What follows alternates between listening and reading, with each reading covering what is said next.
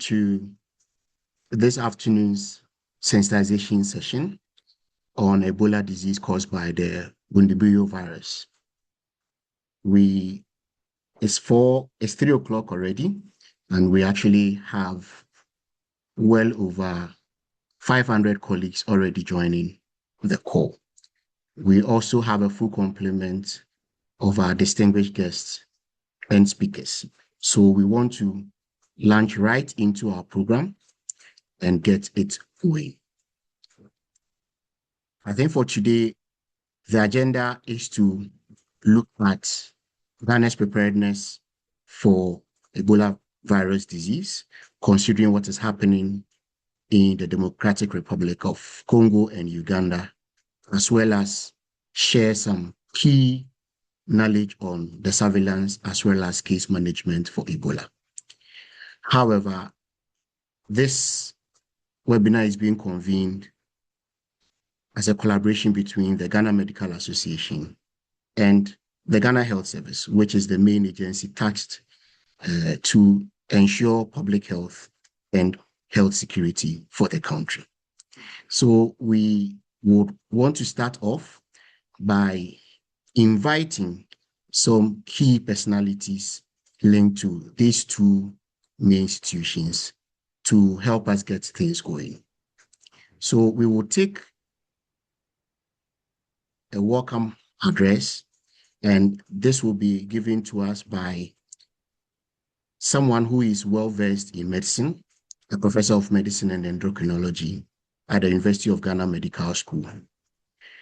Someone who has been in key leadership roles as well as advisory roles for the country and has been involved in health policy development and health system strengthening in Ghana. Currently, he serves as the president of the Ghana Medical Association.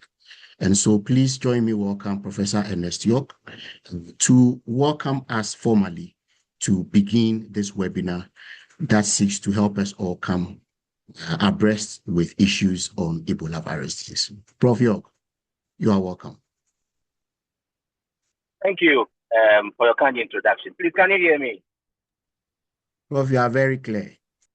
Very clear indeed. Okay, so thank you once again. And I'm happy to be here. This CPD, the genesis started, outside this country when myself and DJ were at a meeting somewhere. And as part of the sideline meetings, there was an African caucus meeting where the updates on Ebola outbreak was done. And so upon return, I remember one afternoon, one morning after church, I do with Dr. Commey all the time, we were catching up. And his question was, what are you GMA doing about Ebola? I said, what question is that? We are all GMA, we must do something together. So immediately I called Dr. Asiedu-Bekoe, that director, we need to do something, and so that our people and the nation gets prepared. I am aware that some information in the media, through releases and videos had already been done, but we thought that we need to prepare our members who are the leaders in the health sector. They are also managers of facilities that potentially may receive any case that may come. There's also a saying in Chile who says that only about the share, that's what down for about the share, and as a judge, I also open you into video. Literally meaning that if you find or see your neighbors be on fire, you need to get water close by yours. So a nation that fails to plan plans to fail, and that is why we don't want to fail. That is why we're here today. And once I told Dr. Asiedu-Bekoe, he was too eager for my liking. He was asking us to do it at the coming weekend. I said, this is too close. And that reflected in the number of subtopics that they proposed. There were about 6. So together we had to trim it down. And this is where we are today. And thank you, DJ, with your concurrence and the directions of your directors and your very self, and also to my CPD chairman, Dr. Adjetey and his team for being hardworking on this for us to put it together. And I know that this is for a good cause, and all of us will be educated at the end of the day. So I wish all of us a fruitful discussion, and I will be online to be educated by the very experts, and I have no doubt that they will deliver. So good afternoon once again, and let's all have a fruitful discussion. Thank you. Thank you very much, Prof. York. And I'm sure we feel welcome knowing the genesis. And I think I take away that high-level collaboration between the Ghana Health Service and the GMA on this. Thank you very much. And I think we will now want to take some opening remarks to put this whole activity in perspective. And to help us do that, we really have a great honor. We are joined by someone who has a lot of experience as far as public health and emergency management is concerned, a consultant neurosurgeon with well over 26 years experience spanning clinical care, public health administration, and health policy. He is currently in a position where he provides strategic leadership for planning and implementing public health services nationwide, and very central to our history as far as emergency preparedness and public health system governance is concerned. We are joined by the Director General of the Ghana Health Service himself. And so, Dr. Samuel Kawa-Korea, we would welcome you to give us some opening remarks and set this webinar in perspective. Thank you very much. Thank you so very much. And let me start by expressing my gratitude to everyone who has joined and say good afternoon to everybody. These days, you all agree that the health sector is witnessing a lot of noise.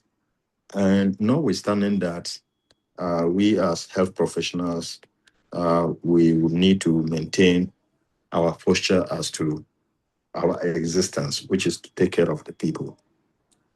Now, one important thing that crosses my mind is we have been here before, and back, we'll be there again and again. We've been here because way back in 2014, 2016, we had the Ebola outbreak in West Africa. Fortunately, at the time, I was the director ICD, and I had a chance to lead the training of most of these people, and including the 42 Ghanaians who went to Liberia.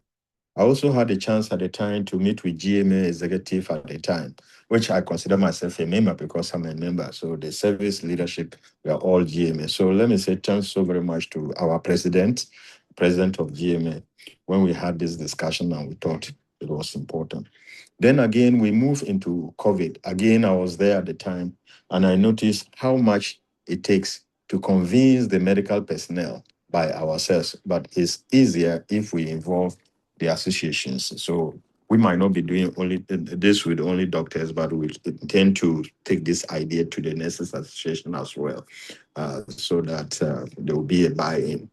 We are all Ghanaians, and should anything happen, all of us will suffer the consequences. And as humans, we just returned from a trip, and I saw how people mingled in Ethiopia airport, and I was like, wow. It's very difficult to know who is coming from Congo and who is coming from Uganda or who is coming from Ghana. And then the next flight, we are all in Ghana. Not only Ghanaians, but with all foreigners. So I think that the best way for us to really, really be prepared is to be talking of the issue of Ebola, which is real. And fortunately enough, as I say, we have the people who have even interacted with the disease before. Of course, not this particular subtype, but at least the Ebola virus disease in general. And fortunately enough, all those who have interacted with this, when it was in Sierra Leone, when it was in Liberia, when it crisscrossed to Nigeria, today they are all in positions where they are in higher level administration. Call it Dr. Commey, Dr. Foribodu, Dr. Bequim, myself, all the people. So I do believe that we shouldn't repeat the mistakes of the past, where we waited until things are late and now we call in GMA. No, I think we should start now doing the talking. And when the practical comes, whatever abilities, whatever resources we have, we also share with GMA so that they also take part of the problem and deal and provide some of the solutions.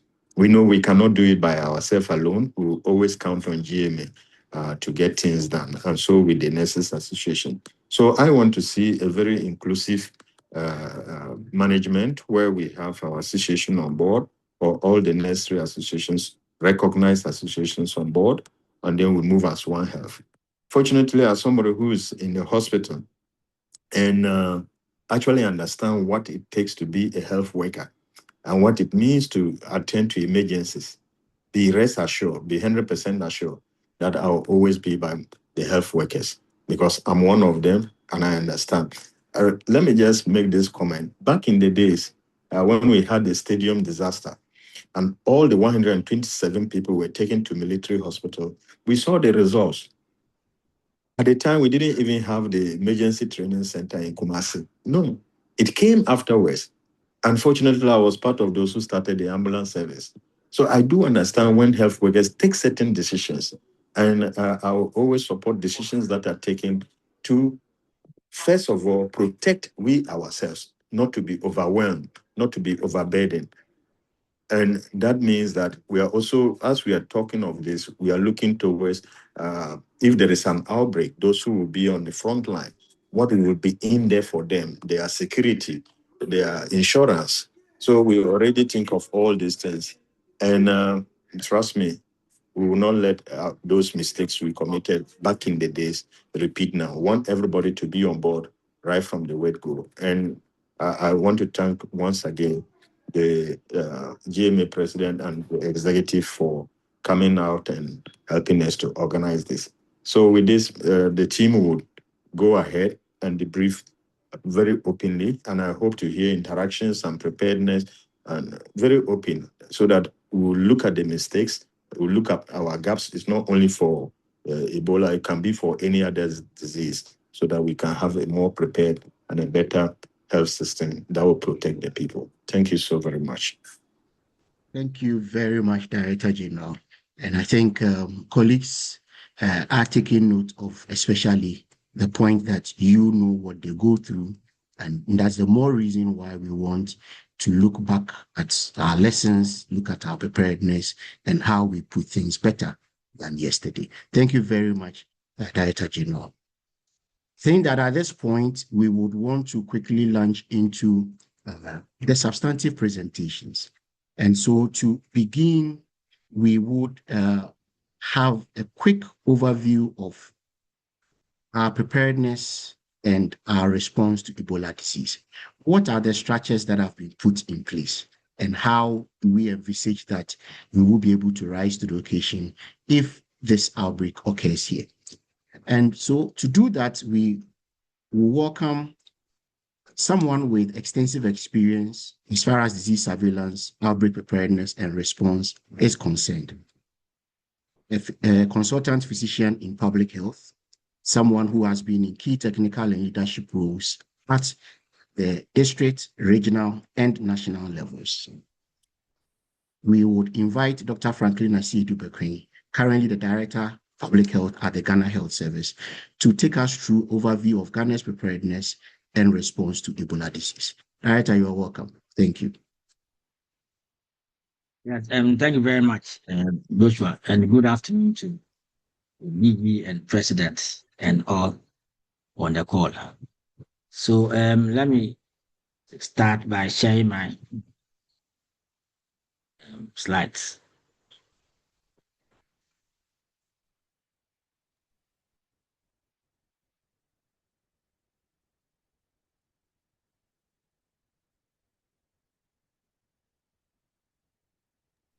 Yeah, Director, the slides are visible. Okay, so thank you once again. So I'm Franklin Asiedu-Bekoe. So I'm giving an overview of the preparedness and initial response plan, and I said initial, by the disease that we are currently addressing. So this presentation is a snapshot of our plan, and I'll give a brief situation analysis and a risk assessment. Let me say that WHO has made an assessment globally, regionally, and we make projections to countries, but I'll give meaning to what is it that we are having in Ghana. And then in that context, what are we doing as a country? So that will give the strategic plan or framework for our response. And then one of the key issues we need to address is the success of a response is centered around coordination. So it's very important we look at the coordination systems that we have. And I want to state that as doctors, at times we are not very sure where we are. I remember several years ago when I was in Tramso Hospital, I didn't even know where the regional health directorate was. So you realize that you are practicing and you are lost in that context of where you are. But as leaders, as doctors, we need to understand where we are in the Ghana health space. So how are we going to address this response? And then I'll give some snapshot of our pillars that we are going to use to address this challenge.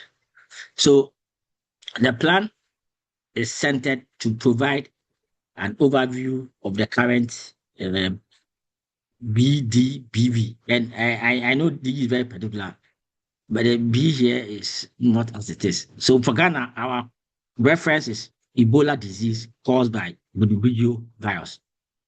So that's the way we call it in Ghana. So, and then the plan is also to assess Ghana's risk profile, review existing preparedness capacities. I think it's very important that DG made that point. We are not starting from zero. Ghana in 2026 is different from Ghana 20 or Ghana 2015. So there's some capacity that exists, and we need to look at it. And then identify what are our priority actions that we need to strengthen our readiness. So that is the basis for our plan. And I need to give this key information that current threat is caused by the virus I've mentioned. And it's actually a severe hemorrhagic fever. It leads to mortality, morbidity. I know Dennis will speak more to this, but it poses significant threat to national, regional, and global security.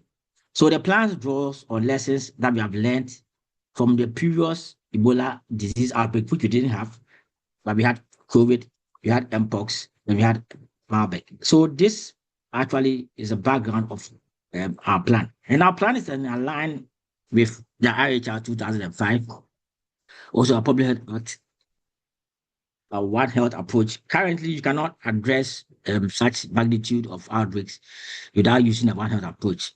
And even it has to do with the all government, all society approach. And then Africa CDC and WHO has come out with the Continental Preparedness and Response Plan. So our plan is in line with that plan. So what is our current national capacities? And it's very important we know that for now, Ghana, we have our EOC, which I would say is more of a technical coordination point. And we have it situated in Tanzania for now.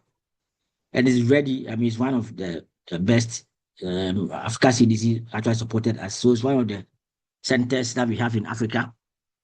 Then we also try to have regional EOCs. So these are coordination points. And for now, I think we have about 12, but our 8 are fully functional. So these are the centers that you can actually sit to discuss issues of emergency preparedness. Then we have our surveillance system, and I need to state that Ghana has one of the sensitive surveillance systems. So in terms of our readiness, I would say we are moderate to high because we use the indicator-based surveillance, and then we are also using the event-based surveillance. Even now, we are using wastewater and environmental surveillance. These are all structures that improve the sensitivity of our surveillance system. So clearly, if Ebola should come to Ghana, we are very likely to get it quite early. Then our lab network, very important. We have 3 prominent labs, Noguchi, HCCR, and our reference lab. So in terms of our readiness, we have a moderate, but we can expand. You know, when we had COVID, we expanded to involve the private. So in terms of lab capacity, I think we are moderate. Treatment centers, I know Oliver-Commey will talk about it.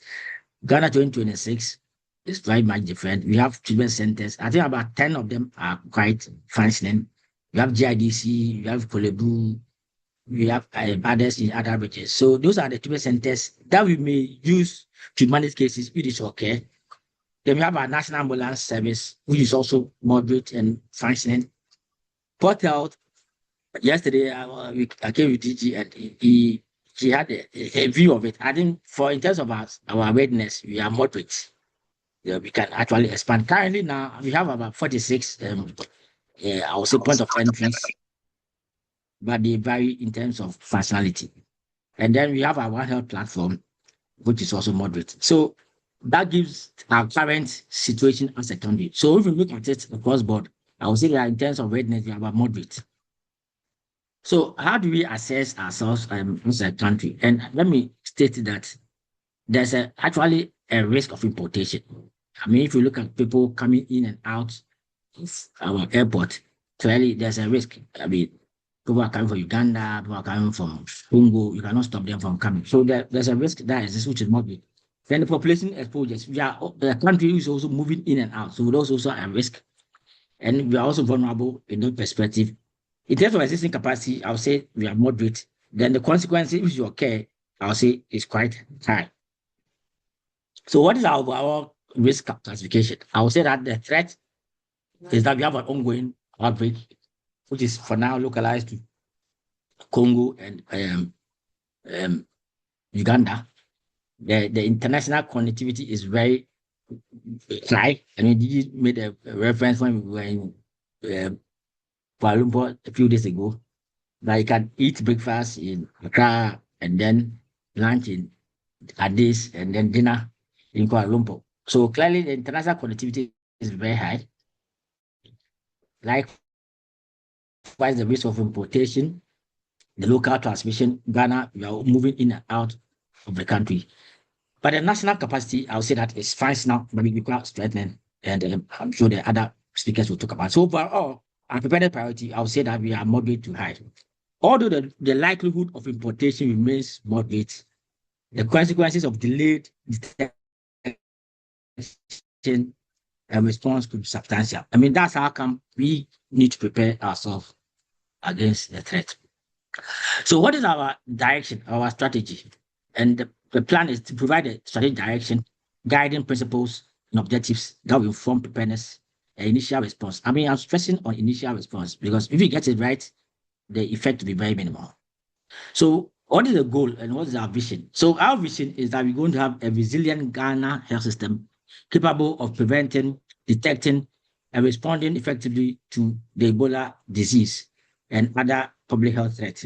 And the goal is to strengthen national preparedness and ensure rapid, coordinated, and effective response to suspected or confirmed events in Ghana. So we want to provide a framework for preparedness, coordination, detection, investigation, response, recovery, and continuous improvement before and during the event.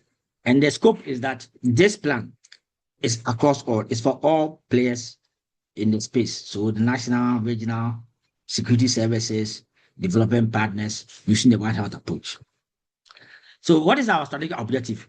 There are 7 that we are looking at. So one is to strengthen coordination. And as I said, the backbone of response is your coordination system. If you look at when we had COVID, we moved the coordination to a very high level. So coordination is so important in terms of response. And then enhancing surveillance and early detection of capacities. And then strengthening our laboratory preparedness to improve clinical management and referral systems, protect healthcare workers. Digit mention of it. Health workers should feel protected to offer their best. To strengthen risk communication. In the era of social media, risk communication is so key for us. And then we need to get the community also on our side. So community engagement is important. And then we need to recover. So basically, these are our objectives as a country. So in terms of coordination, if you look at the Ghana's emergency structure, it's on national, regional, and district level. And I want to get this thing that as doctor, we need to understand where we're playing. So the topmost emergency structure is the Interministerial Coordinating Committee, where for a long time it has not been used. COVID was the first time that I think it was used, where we had the task force. So that is the highest body in terms of emergency management. And where, in terms of COVID, it was the president who was chairing, and we had the deputy vice president as a deputy. So that gives a direction and a drive for emergencies, and also give mobilized resources.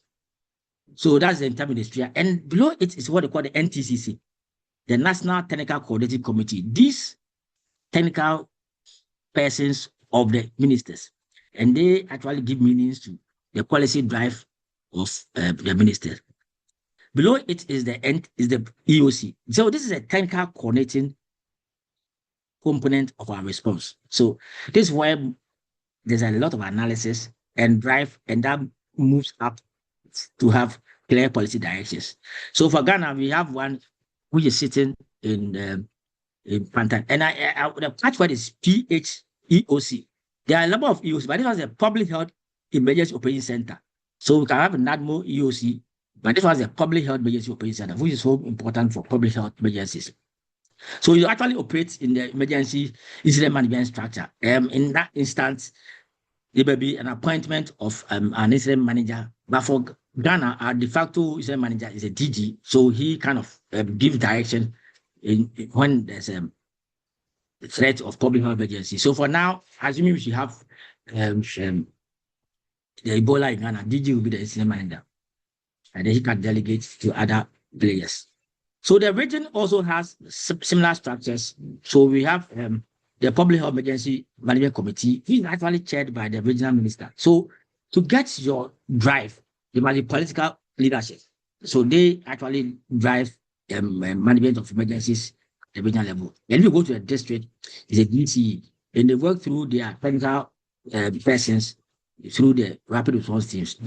And if you look at the right, there's something which is very important. It's the flow of reporting. When we had the COVID, one day I had a call from the current CEO of National Health Insurance. He called me, Franklin, what is happening? The data is still not changing, and yet I see my friends getting COVID. The issue was that the cases were not being reported.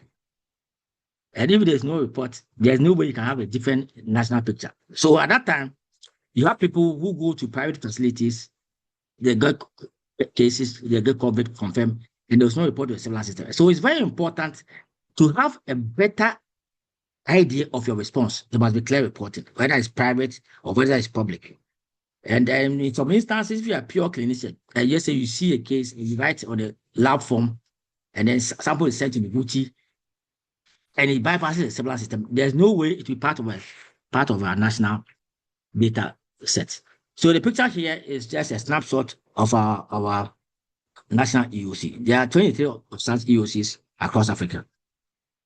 So one of the things that we need to do that in the light that we don't have a confirmed case, we need to do simulations and with tabletop functional EOCs or full-scale simulation instances. So how are we going to function to address this threat? So we have actually prioritized certain locations in Ghana, at least at this early stages. So we have prioritized our Accra International Airport, Tema, Takoradi. So these are our ports of entry. The thinking is that the first cases of the country of Ebola will come from the port of entry. So we need to be well prepared such areas to address it. Then if you get a confirmed case, we need to treat them. Where are they going to treat them? So we have actually earmarked GIDC, Kolebu, Konfonochi, Tamale, and Hotin stores. So these are some of the operational objectives we're going to use. So it's about detecting suspected cases early, and this is very, very important. You can detect and then start identifying your contacts, and that will help you to minimize the effect of the pathogen. And also ensure rapid notification and investigation. Use someone intertwined with the first one. Strengthen laboratory confirmation capacity. For now, we have 3, but it becomes a challenge. You will need to expand it to involve other labs across the country. We have a number of labs in the environmental space, in the health space, and even in the animal space. Then provide safe and effective clinical management, protect healthcare workers and communities, prevent local transmission, ensure effective coordination, strengthen risk communication, support community, and then facilitate recovery. So these are very important for us as a country, and we tend to react on it based on several focus. So I'm going a bit detailed into our response pillars. So there are 11 response pillars we have in the country. So the 1 is the coordination, 2 is surveillance, 3 is laboratory, 4 is case management, 5 is IPC, WASH, 6 is ambulance, 7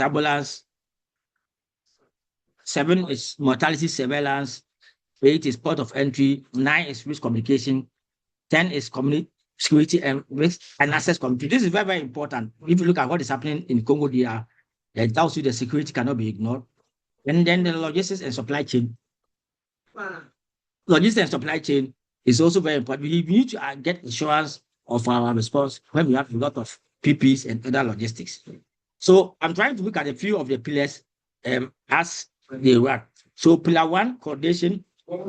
Our objective is to strengthen coordination and readiness, and our priority is to make sure that we get the IMS activated. As I said, when there's a confirmed case, the DG becomes the automatic de facto incident manager, but then it will move across several regions. Surveillance, we need to do early detection and investigation. So we're going to do the event-based or enhanced event-based, indicator-based, contact tracing and events verification, which Dr. Lai will talk more about it.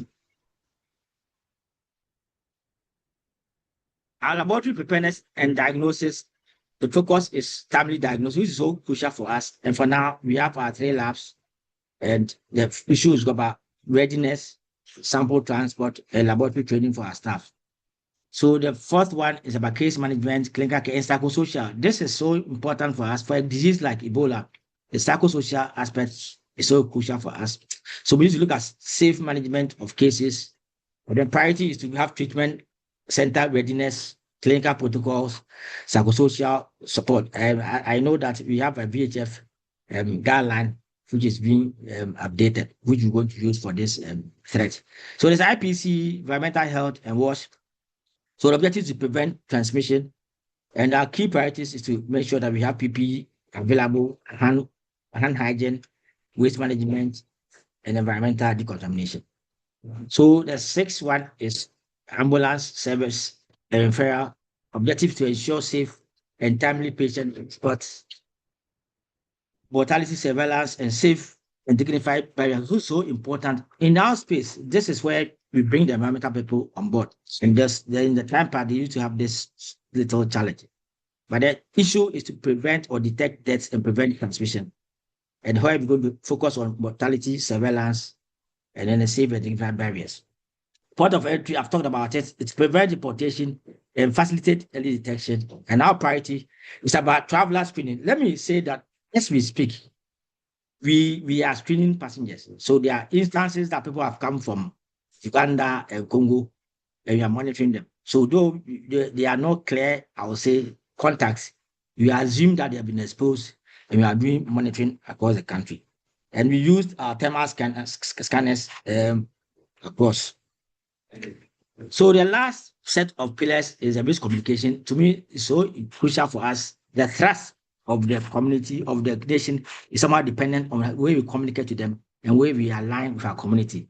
So we're going to engage the media, do community sensitization, rumor management. And I think that for now, somehow, so good, we haven't had any wild rumors on this Ebola. Security and access control, so important for us. It becomes necessary. We need to make sure that they bring sanity in the management and of cases and even their contacts. And the last is the logistics and supply chain management, and make sure that we have lab supplies, PPEs, emergency stockpiles all available. So on that note, we want to thank everyone that this is the summary of our plan on Ebola. Thank you. Thank you very much, Director of Public Health. And thank you for taking us through the various pillars and the fact that we have to look at this preparedness across various pillars. I think one key takeaway is mentioning that as at this point, the likelihood is that a case will be imported. And so the focus is early detection so that we can do better at containment. Thank you very much for that. We would want to move on and take the second substantive presentation.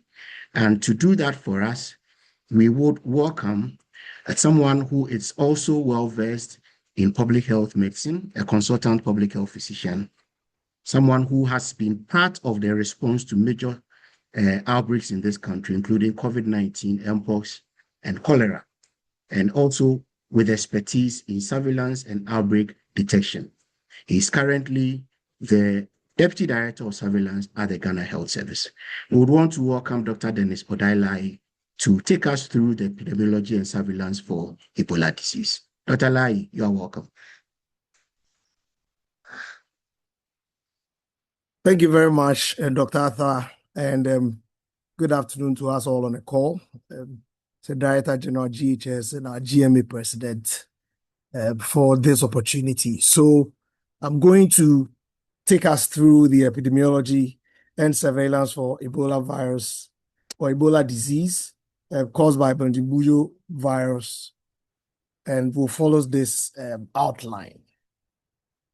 We'll have a brief background look at the current situation, and also look at the natural history of Ebola disease due to the Bundibugyo virus, some risk assessment that has been done, and temporary recommendations from the WHO. And then we'll zoom into Ghana looking at our surveillance. I think that the Director of Public Health has highlighted the broad strategies. I'll just go a little more into details about what we are doing for surveillance at this point. And then of critical importance is to rehash our roles as clinicians in surveillance for Ebola currently and even beyond. So the WHO was in May, early May, on the 5th to be precise, alerted of a high mortality outbreak with deaths among health workers as well. And this was in the Ituri province in the Democratic Republic of Congo. Before then, they've been reporting quite a number of cases, and given their high index of suspicion for Ebola, they were doing their rapid diagnostic tests.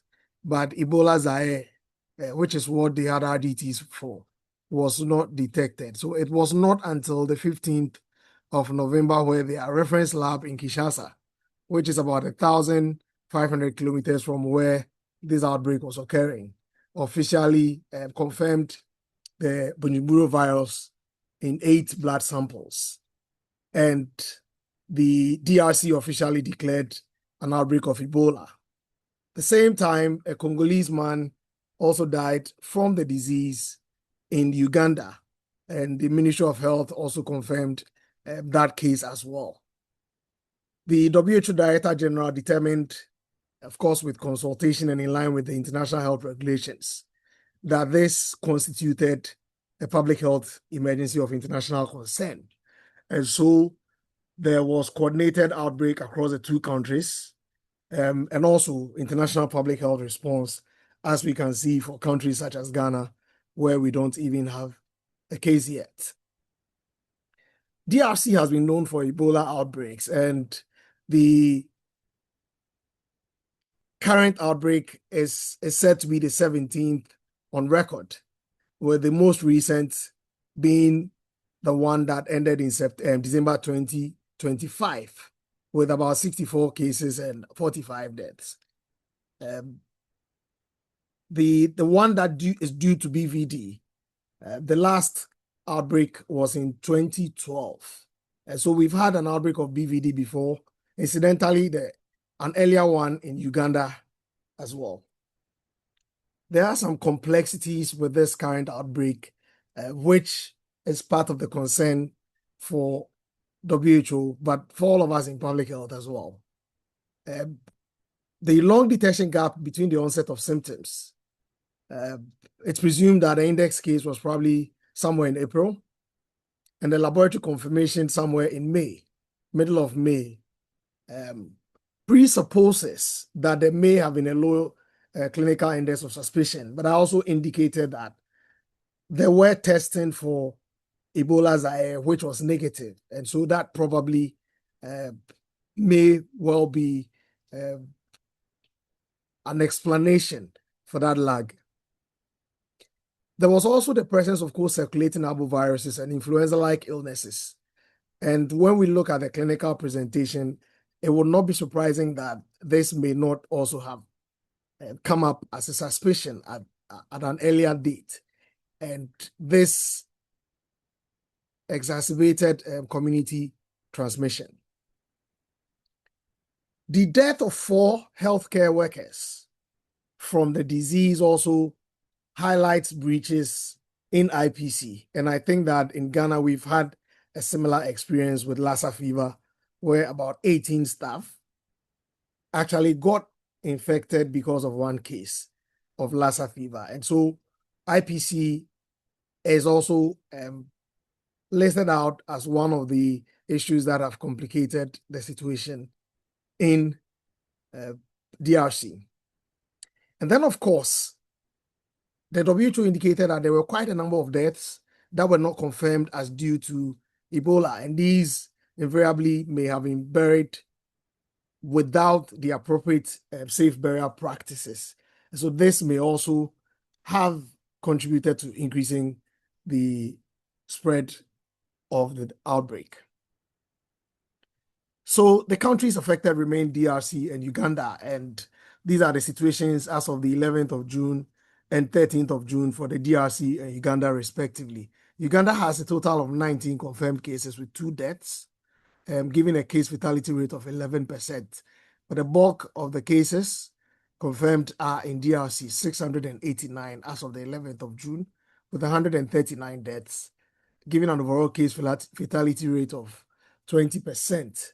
So for the 2 countries combined as well, the case fatality is still approximately 20%.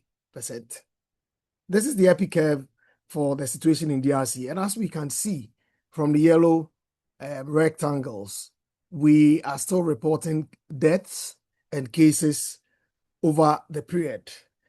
Deaths ranging from between 5 to 15 over the last few days. And so the outbreak is nowhere near over.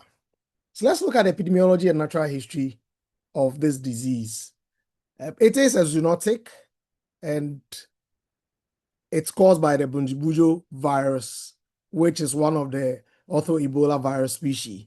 The fruit bat have been associated or suspected to be the natural reservoir for this particular virus.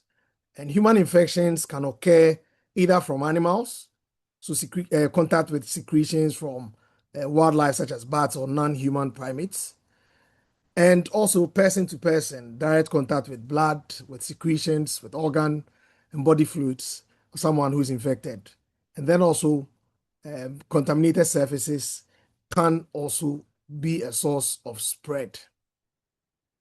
Transmission can further be heightened, as we've seen in DRC, if IPC practices are not optimal and appropriate as well. And given that we've had a similar experience with Lassa in Ghana in 2023, I think that it's of utmost importance that we focus on IPC as well in our measures to prevent the outbreak. The incubation period ranges from 22 to 21 days, and the evidence currently is that persons are usually not infectious until symptoms set in. And I think that this is very important for our contact tracing and our current enhanced surveillance strategies. The early symptoms are non-specific, so fever, fatigue, muscle pain, headache, sore throat, and this clearly for us clinicians are non-specific symptoms. They don't point to anything specific. And so the history will be very important. Disease progression may lead to gastrointestinal symptoms, organ dysfunction, and hemorrhagic manifestations in the latter stages. And so really the hemorrhagic manifestations are not things that we would be seeing early. And so the index of suspicion, such as travel history and history of contacts, are very important in determining who to suspect and to institute the appropriate measures. I mentioned that there was an outbreak in Uganda as well in 2007. So DRC had its last outbreak of BVD in 2012 and Uganda in 2007. And we've mentioned the challenge with distinguishing from other febrile illness and the need to resort to laboratory diagnostics. And so rapid identification, isolation and care, contact tracing and safe burials, and also risk communication and community engagement are critical in ensuring that this disease does not spread. There's currently no licensed vaccine or specific therapeutics for this virus, even though the WHO has recently convened a a committee of experts to advise on candidate treatments and vaccines for the disease. So WHO also did a risk assessment, and this was updated on the 6th of June. There was an earlier risk assessment in May, and has been updated. The DRC remains high risk, the Uganda as well, and then the risk for countries with land borders adjoining these areas with the outbreak detection are also assessed to be high. For the rest of the Africa region, and so countries such as ours and globally, the WHO has considered a risk assessment low. And I have to add that this risk assessment will be continuously reviewed and amended as appropriate. There were some drivers and vulnerabilities for this current outbreak. I think I've mentioned some already. The delayed detection, the IPC breach, the community transmission, but there's also conflict in that area. And so that has challenges for sample collection and transport, for contact tracing, and also for burial teams. And I'm sure some of us might have seen some social media video of some health workers being attacked for trying to supervise a burial. So these are real issues that have challenges to the current situation in DRC in particular. So the temporary recommendations for state parties issued on the 26th of May does not recommend suspension of flights from countries with documented Bundibugyo virus detection. It does not also recommend the denial of entry of travelers and conveyances arriving from these affected countries, which means that persons are likely to come from these places. And our surveillance at the airport, in collaboration with the Port Health Department, is showing that we are getting persons arriving from Uganda and DRC. And so it's the measures we put in place that are important. But in line with the temporary recommendation, and this is for all other countries, so apart from the high-risk countries, for us in the low-risk countries, we have to make arrangements to detect, assess, report, and manage travelers with unexplained febrile illness arriving from areas with documented Bundibugyo virus detection. And this is part of what we are doing at our POEs. Provide non-governmental organizations and other entities deploying personnel internationally to respond to BVD epidemic with information on risk, measures to minimize risk of exposure, and advice for managing potential exposure. And then to prepare to facilitate the evacuation and repatriation of nationals. And also provide public with accurate and up-to-date information regarding the disease and measures to reduce the risk of exposure. And one of the things we've been doing at the KIA is in the public address system to provide information on the disease to arriving passengers and the need for them to contact the health facilities in case they come down ill. The other aspect of this is also to discourage non-essential travel to places where the outbreak has been reported. As specifically for border health and international health, we're to provide incoming travelers at POEs with information about measures they should take if they develop symptoms. And as I said, we're doing follow-up with such persons, and we provide information for them to be able to contact us if they are unwell within the period that we are following them up. And to also coordinate with transport sector, here specifically, we've done engagements with the airline operators at the Kotoka International Airport, as well as Accra International Airport, as well as all the other stakeholders at the POE to make sure that we are all on the same page as far as surveillance for the disease is concerned. And as we mentioned, there's no need for flights to be cancelled or passengers stopped from those places. And then communication with WHO to be maintained through our international health regulations focal person. If any of the countries following these temporary recommendations should confirm a case, then the recommendations for countries with documented cases would apply. And that is a different set of recommendations from what I've just gone through.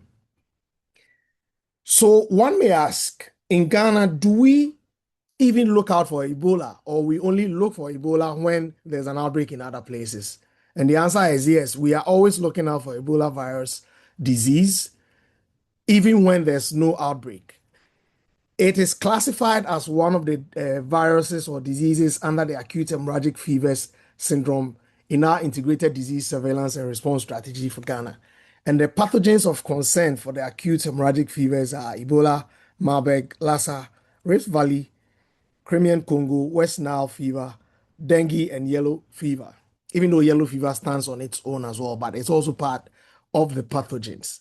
And the two guidelines we're using, there's a technical guidelines for event-based surveillance, which just looks at community-based reporting of persons or unexplained deaths among animals, for example. These are proxy indicators that we use to detect or suspect these cases and take the necessary actions. Whereas the integrated disease surveillance and response is what we use in our clinical settings and also for trained volunteers to look specifically for symptoms and take appropriate measures.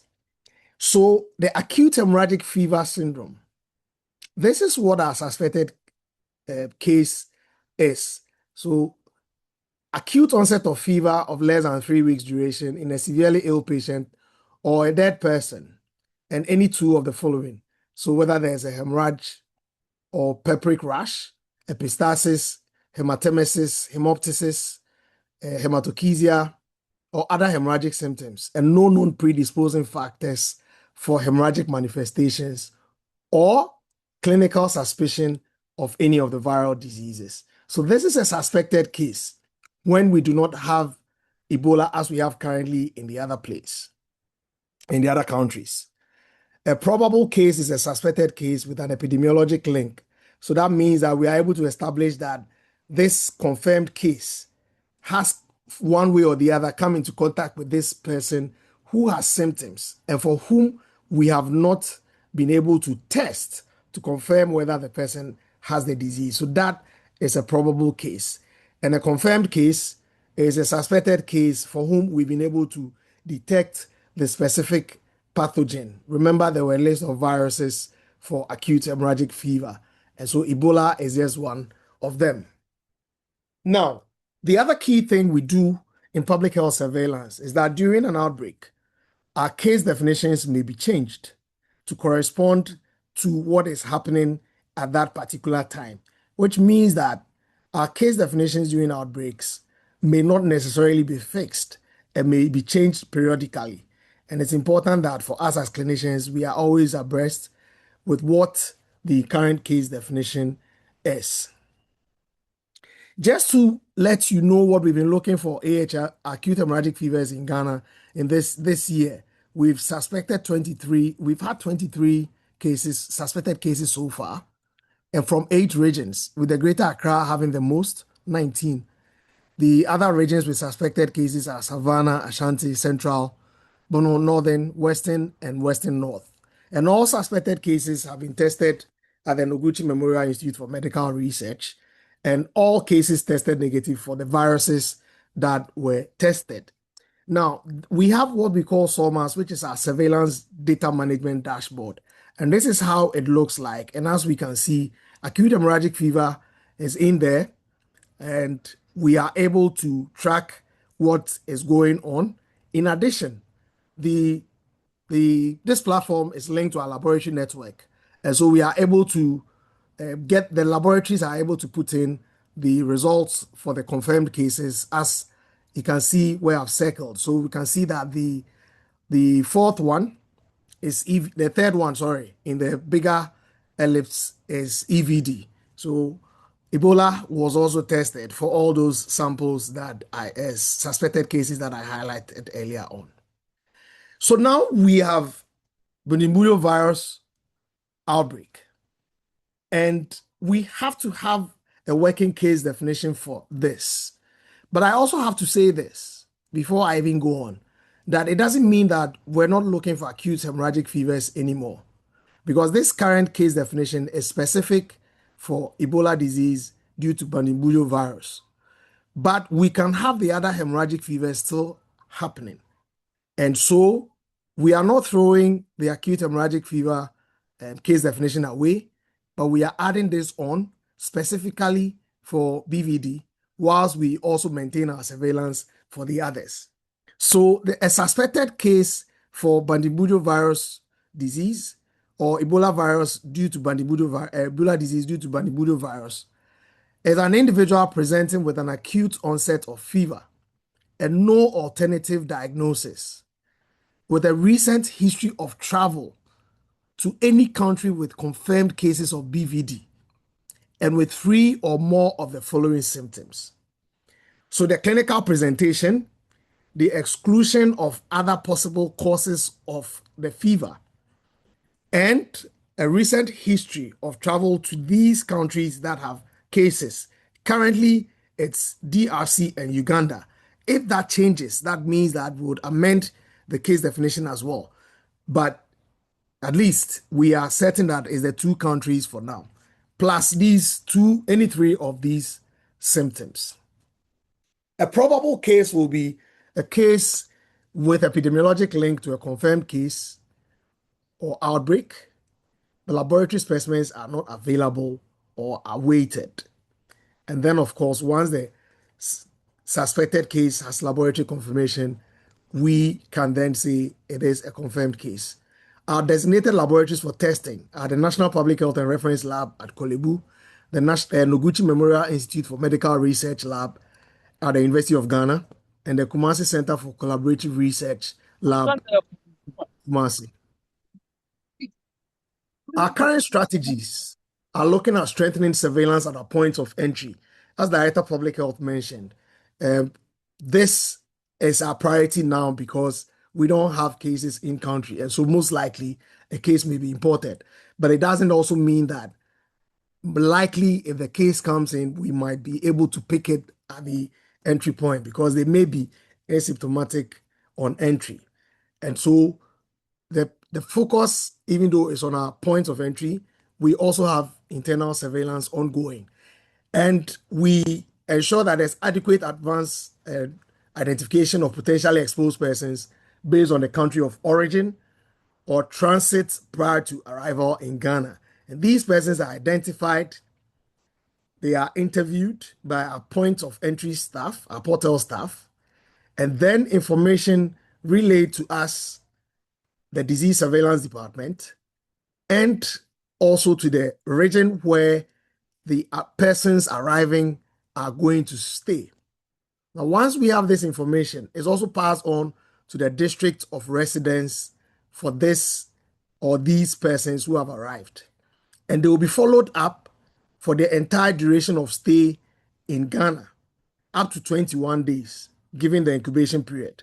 And so if they stay shorter, we follow for the period, twice daily follow-up, either through phone calls or personal contact. And we've also liaised with the various hotels where they may be staying so that they keep a log of persons who have used their facilities for the period that these persons are there. And this work by the district is under the supervision of the respective regional health directorate and the disease surveillance department. So what is our role, or what are our roles as clinicians in this outbreak, or specifically for surveillance at this point? One is to familiarize ourselves with what the surveillance system in Ghana is. So the application of case definition, and remember I mentioned that we're not throwing away acute hemorrhagic fever. We're doing that concurrently with the case definition that we have for Ebola disease due to Bundibugyo virus. Prompt notification of the appropriate public health authority. The Director of Public Health in his presentation mentioned that even for him as a clinician some years ago in a district, he had no idea even where the regional health directorate was. Some of us may have institutional public health units, and so for us, that will be the first point of call if we suspect a case. Otherwise, the district health directorate for where our facility is located or the person we are attending to is located have to be notified promptly. An appropriate sample should be collected, and this is the clinician's responsibility. A blood sample and to be sent to those labs that we've designated. Once we liaise with the institutional public health unit or the district health directorate, the samples will be transported to the appropriate lab for testing. And it's also within the clinician's domain to be able to identify any contacts and document them so that such contacts can be followed up. There's therefore the need to maintain a high index of suspicion given the current outbreak, and especially given that the symptoms at the onset are non-specific. And so travel history and assessment of exposure risk is essential in the clinician's role as far as surveillance is concerned. The other thing, and I think I've flogged this old horse several times, but I need to make that point. Otherwise, we'll only be looking for Ebola and forget about the other acute hemorrhagic fevers. And so we're doing surveillance concurrently for the two, and we need to bear that in mind. And risk communication and community engagement at every level, whether it's a patient in front of you in the consulting room, the OPD, or even a forum like this, or other platforms that may be given to doctors, we need to be able to communicate about this disease to everyone. So in summary, we're saying that the outbreak of Ebola disease caused by Bundibugyo virus in DRC and Uganda has been declared a public health emergency of international concern by the WHO. There are currently no confirmed cases beyond these two countries. The WHO's risk assessment categorizes Ghana among low-risk countries globally. Surveillance for acute hemorrhagic fever has been the basis for Ebola disease surveillance in Ghana. And the case definition for acute hemorrhagic fever has not been shelved because of the outbreak of Ebola, but we have a specific case definition for Ebola disease due to Bundibugyo virus. And the clinician has a critical role in surveillance for Ebola disease caused by Bundibugyo virus. I want to acknowledge the DG, Director of Public Health, my colleagues in the Public Health Disease Surveillance Department, Dr. Taub and Dr. Arthur, Professor Mwako, and also Prof. York and the entire GMA for this opportunity. I thank you very much for your attention. Over. Thank you very much, Dr. Laryea. And that is a lot of information for us. I think the key takeaway for me is that as a country, as all of us here who are playing the function of detection and reporting in surveillance, we have always been part of Ebola or acute hemorrhagic fever surveillance. Now, what is being added on now is that once you are seeing your patients, always think of the travel history, think of what is happening across our geography. And now that we know that there is something happening here, be alert to travel history so that when you see something that points to potentially an acute hemorrhagic fever, you are oriented on that. Thank you very much for putting this across. Now, before we jump into a full discussion of what we've listened to today, there is one last presentation. And to do that, we would invite a fellow of the West Africa College of Physicians, a member of so many of our national response teams. He was part of Ebola, COVID-19, Mpox.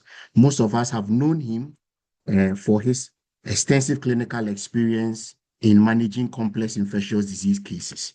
We want to invite the director of the Ghana Infectious Disease Center, Dr. Joseph Adjetey Oliver-Commey, to take us through the case management, IPC considerations, and safe burial when it comes to Ebola virus disease. Dr. Commey, we are listening to you. Thank you very much. Please, can I be heard? You are loud and clear. Thank you. I just also want to stand on the existing protocols, thanking the GMA and thanking the GHS for this opportunity. So this is just to sensitize us on what we need to know as doctors when it comes to Ebola virus disease.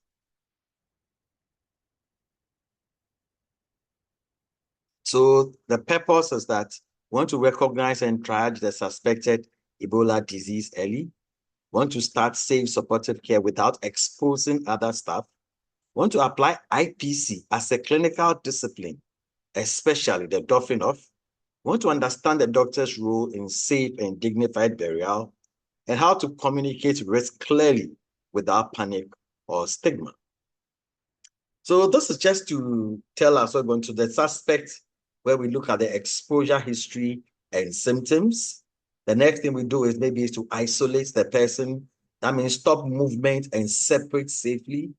Then we need to protect, where we think about IPC, we think about zoning of facilities, we look at the PPE and also observers and what they need to do.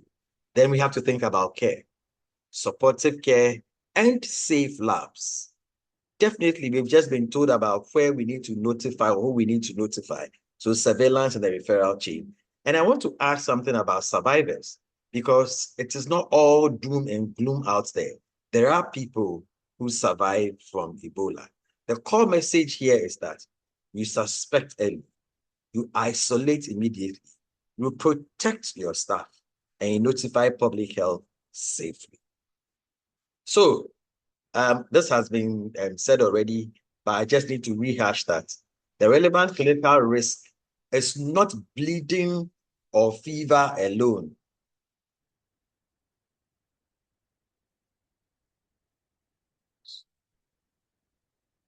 Sorry. There's a travel, referral, cross-border mobility, means that the first case could present to a private facility, an OPD, an emergency unit, a lab, or even first to the mortuary, because people die at home and then they are sent straight to the morgue. So a missed suspect case can expose all the staff, expose all patients, cleaners, laboratory teams, ambulance services, and even families. Trust, confidentiality, and respectful communication are the outbreak control tools, and we'll talk about them. So a typical facility, and this is the risk pathway. So we always say that break the chain before the facility becomes an amplification point. So you may have a traveler or a contact with a fever. First, they may go to the front desk, or they may go to the OPD. We may miss this particular exposure. Or the patient may present to a crowded emergency room or a ward, which creates more contacts. Or the person may go to the lab, as we usually do. Or they may go to a morgue that is unprepared. That will lead to more cases.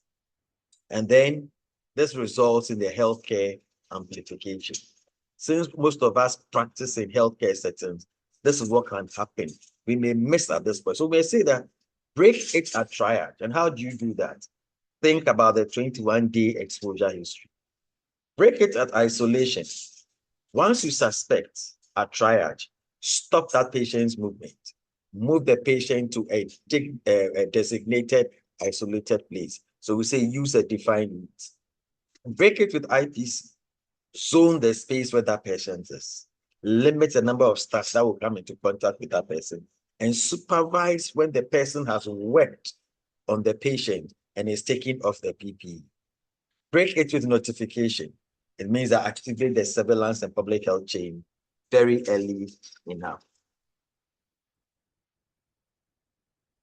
So when we talk about this 21-day exposure history, these are questions every doctor should ask and document. So travel history, affected country or transit in the past 21 days.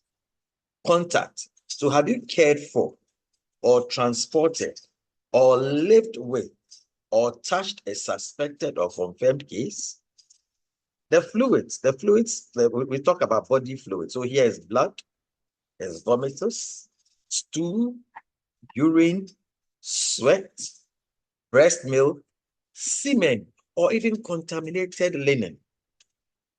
Funeral, whether you've been present at your funeral or you were part of the people who washed or you touched or you dressed or helped bury someone after a febrile illness. These are all questions we are asking and we need to document.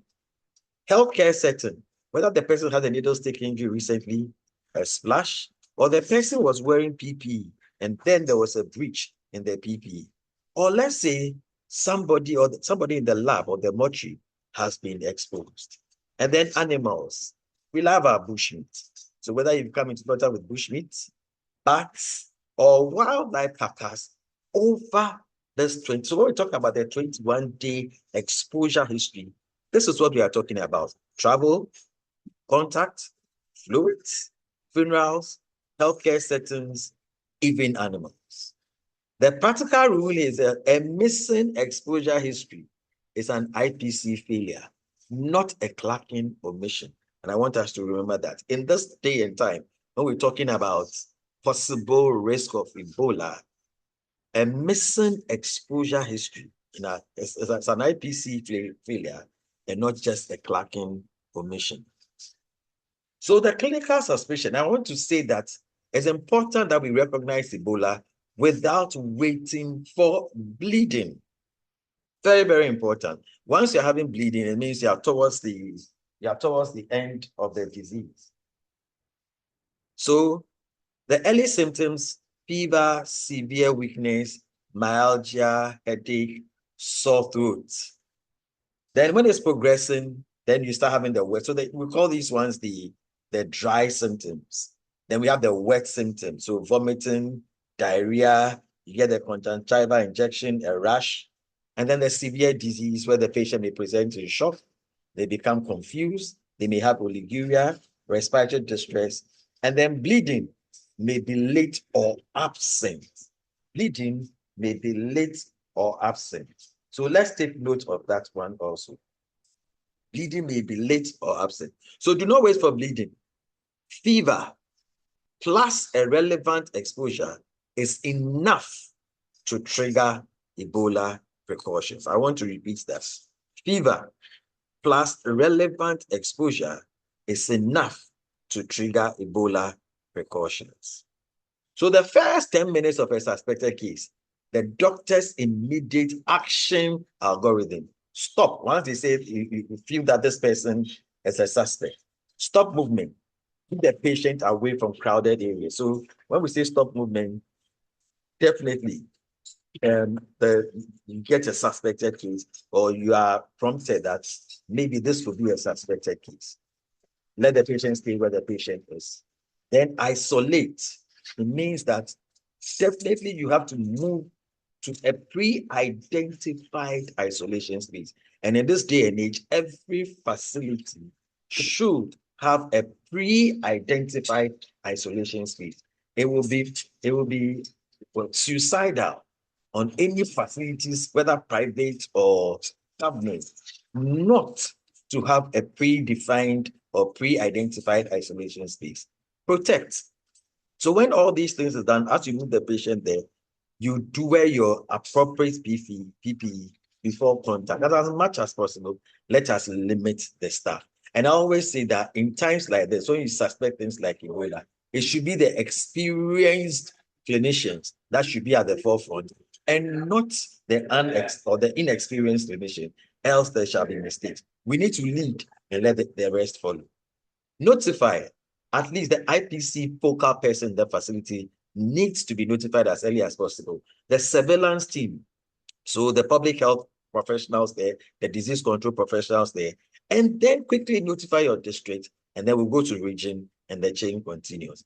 Then when all this is said and done, the last thing which is critical is you need to stabilize that patient. You can't say that you suspect and put the patient in a room and you don't do anything.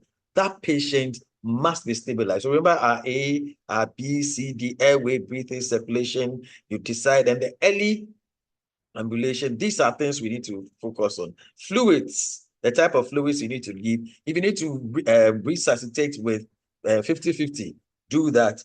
Oxygen if the patient needs, and then maybe symptom relief. Once you do this safely, you know that that patient has a greater chance of survival. The next thing I want to say is do not send routine samples. You are suspecting a patient. Then you send samples to the lab without, what do you call it? The patient is breathless. You suspect Ebola, and then you say, go and do an x-ray before coming. No, we have said that you stop. Let the patient stay where they are. Identify where you're going to take this patient. Map out the route to that particular place because it's predefined already. Make sure the person who will be attending to the patient wears the appropriate PPE.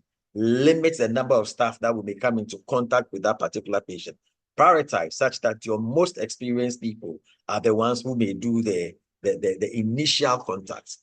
Notify and then stabilize this particular person. And I said that always remember, this is not the time that you are taking, routine samples, imaging or referrals through usual pathways. Do not do that until the public health team has cleared and said that we do not think this is definitely Ebola. So there are differential diagnoses in Ghana we need to take note of. Malaria, if you look at the dry symptoms, it's just like somebody with malaria, or maybe enteric, or somebody who has presented with sepsis, confusion, there's no bleeding. Meningitis and encephalitis may present with confusion.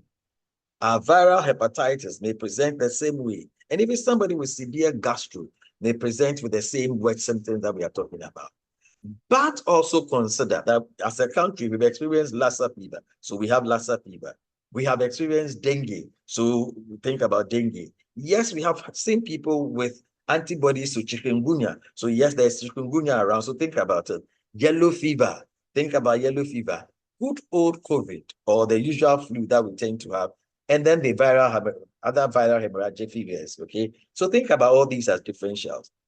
I must say that a positive malaria test does not exclude Ebola when the exposure history fits. So have a fever, have a travel history, the 21 travel history fits perfectly. But then when you test me for malaria, I also have malaria. So you say, okay, because it's positive for malaria, and even though the person has a fever, the malaria can explain the fever, and then you throw away your 21-day history or your positive history. No. Treat likely reversible conditions whilst preserving isolation and your PPE and education path. I must say that the clinical trap is, it is probably malaria. You have a positive history, you have a fever, and malaria test is positive, so you say it is malaria. Let us try and avoid the trap of malaria. So what are your case management principles? First, we need to resuscitate. So if the person can tolerate fluids, oral fluids, give your ORS. If not, resort to your IV crystalloids for shock and dehydration, your good old normal saline and Ringer's lactate. Correct glucose abnormalities and electrolytes when needed. People may be vomiting, so antiemetics are there. Paracetamol for your fever and pain, okay? Fever and pain, use paracetamol. Try and avoid the NSAIDs. Empiric antibiotics if sepsis is suspected. And then if you do the malaria test and it's positive, treat also for malaria. What things do we need to monitor as the patient is in isolation? We are thinking about the vitals and the urine output. If the person is bleeding, assess the bleeding episodes, quantify the amount of bleeding, the mental state of that particular person, the renal function if possible. And I always say that oxygen is key. And then you must know what you need to do in times like this. Avoid therapeutic nihilism, meaning you are thinking that, oh, maybe you've heard that these things work, they don't work. So you just leave the patient. Once you have Ebola, that patient is going to die. No. Isolation must go together with safe, humane clinical care. Don't say that you've heard that when somebody has Ebola, the prognosis is poor. So you suspect, leave the patient in the room whilst waiting for somebody else to come and do something. Please let us avoid that. For who are those with severe disease and the high-risk groups? We say the person has severe disease when the person has shock and severe dehydration. The person has hypoglycemia or with some acidosis, renal impairment, respiratory distress, or the person is bleeding with altered consciousness. These are the people we say have severe disease. Who are those classified at high-risk groups?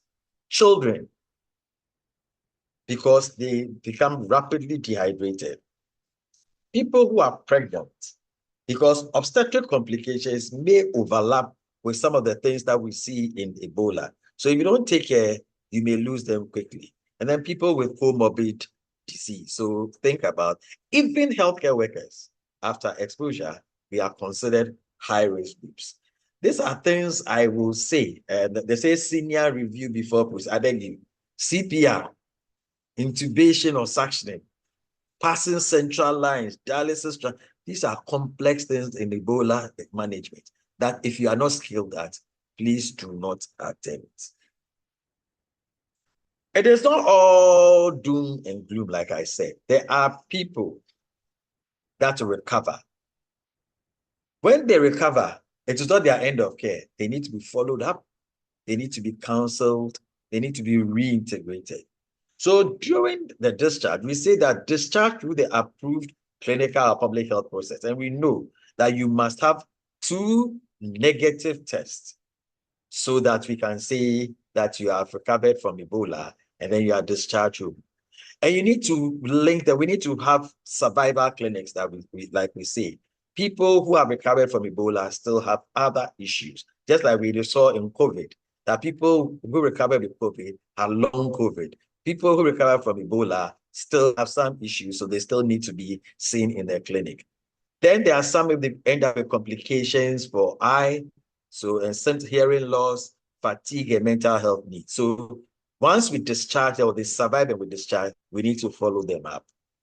Then there are some people that may have persistent virus, and usually being said that it's been documented that the virus remains in the sanctuary site, especially the testes and in semen, for close to 1 year after recovery, for close to 1 year after recovery. So you need to counsel and let these people know that yes, you may have recovered from Ebola, but the virus may still be present in your semen.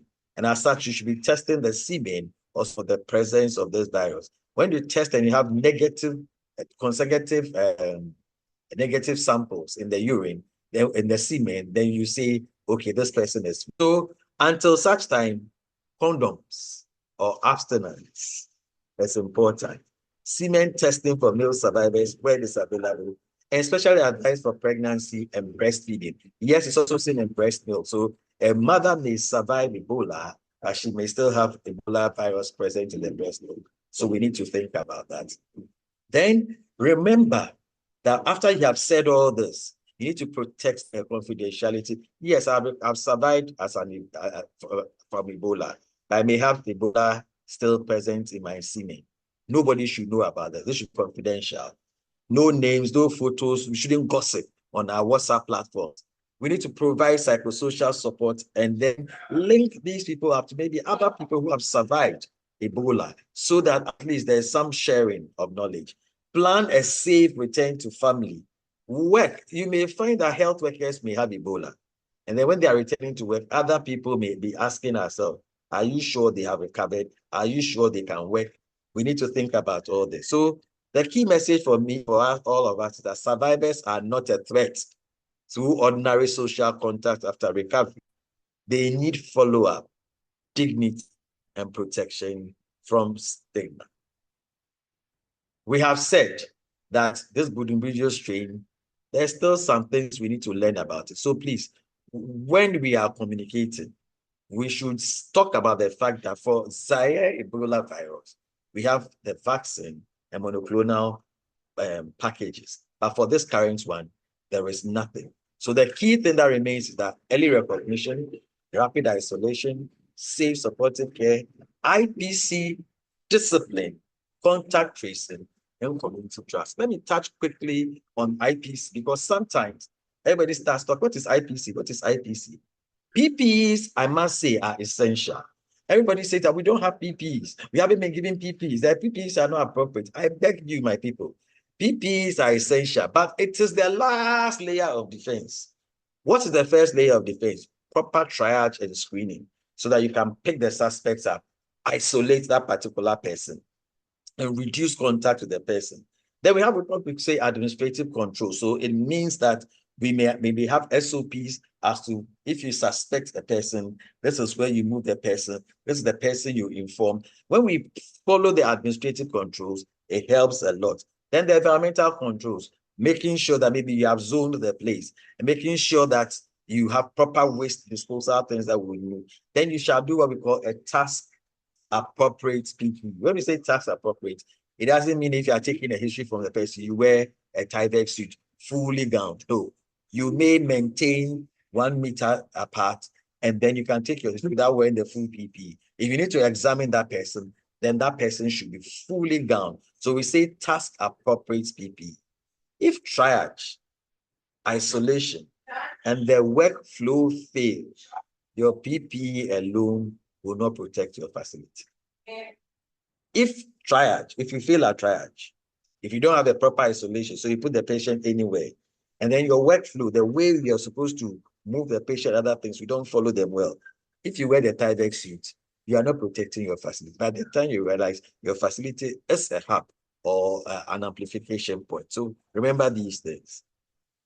It is important that we zone the facility and then the patient flows. I always say that keep people and contamination moving in one direction. So you have a green zone where we say that it's a clean area where you can do your daily briefings, you provide your supplies, records, it's called a clean zone. The yellow zone is a transition zone where the person usually will dawn. And then the red zone is where you take care of the patient, only essential trained staff. And then the exit where you go and doff off. Now I'm saying that doctors should insist on zoning before care starts, even if the isolation area is a temporary one. Very, very important.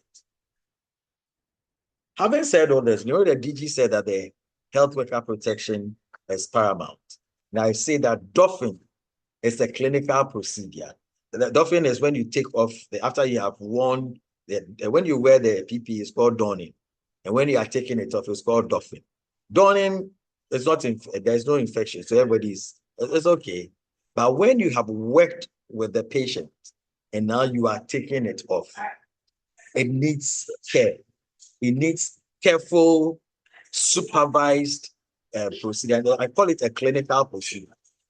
Okay. Most staph infections happen when the systems and supervision fail, not because the staff are careless. And I'm saying this because there are times you always need to insist that when the person is doffing off, there is somebody who is observing and following and letting the person follow systematically what they need to do. I must share my own experience with you when we're doing Ebola. At first, when we were doing COVID, when we started, when people were doffing, they would take about 10 minutes to safely take off the Tyvek suits. After a while, they became complacent. Somebody goes out, by the time you get there, the person is out of the Tyvek suit already. You cannot do this when we are dealing with Ebola. I always say that COVID may be forgiven. Ebola has no time to forgive anybody. Once you make a mistake, you might come down with the disease. Then there is what we'll need to talk about. That's the laboratory interface. Do not send blood, urine, or swabs from a suspected case through the routine lab flow. Notify the laboratory and public health before you even sample. You can't say, I've taken the sample, come for it. Use trained staff, approved PPE, and VHF packaging to transport these arrangements. Minimize tests to those that are needed for immediate clinical decision and safe transfer. And document everyone involved in the sampling, transport, receiving, and processing of the samples. Ask yourself this thing before. Where will this sample go? Who will handle it? And have they been warned? Healthcare exposure. Reports, classify, monitor without blame. Sometimes people make mistakes. They come and tell us, why you should have done that. Do you want to put everybody in? No. Exposure. We're talking needle stick, splash, direct contact, or PPE breaches. Immediate action. We say that wash, flush, stop what you are doing, move out of the danger zone, go notify your supervisor, then go and safely drop off. Then the risk will be assessed, and then you shall be monitored. You shall be monitored with over 21 days, monitoring your symptoms. As much as possible, you will not be allowed to work until the 21 day is over, and we see that you had no symptoms, you didn't pick up anything from that particular exposure. That is very important. Let me talk briefly about safe and dignified burial. Preventing post-mortem transmission while preserving dignity. So why does this matter? Of all the things that are highly infectious in Ebola, it is the body.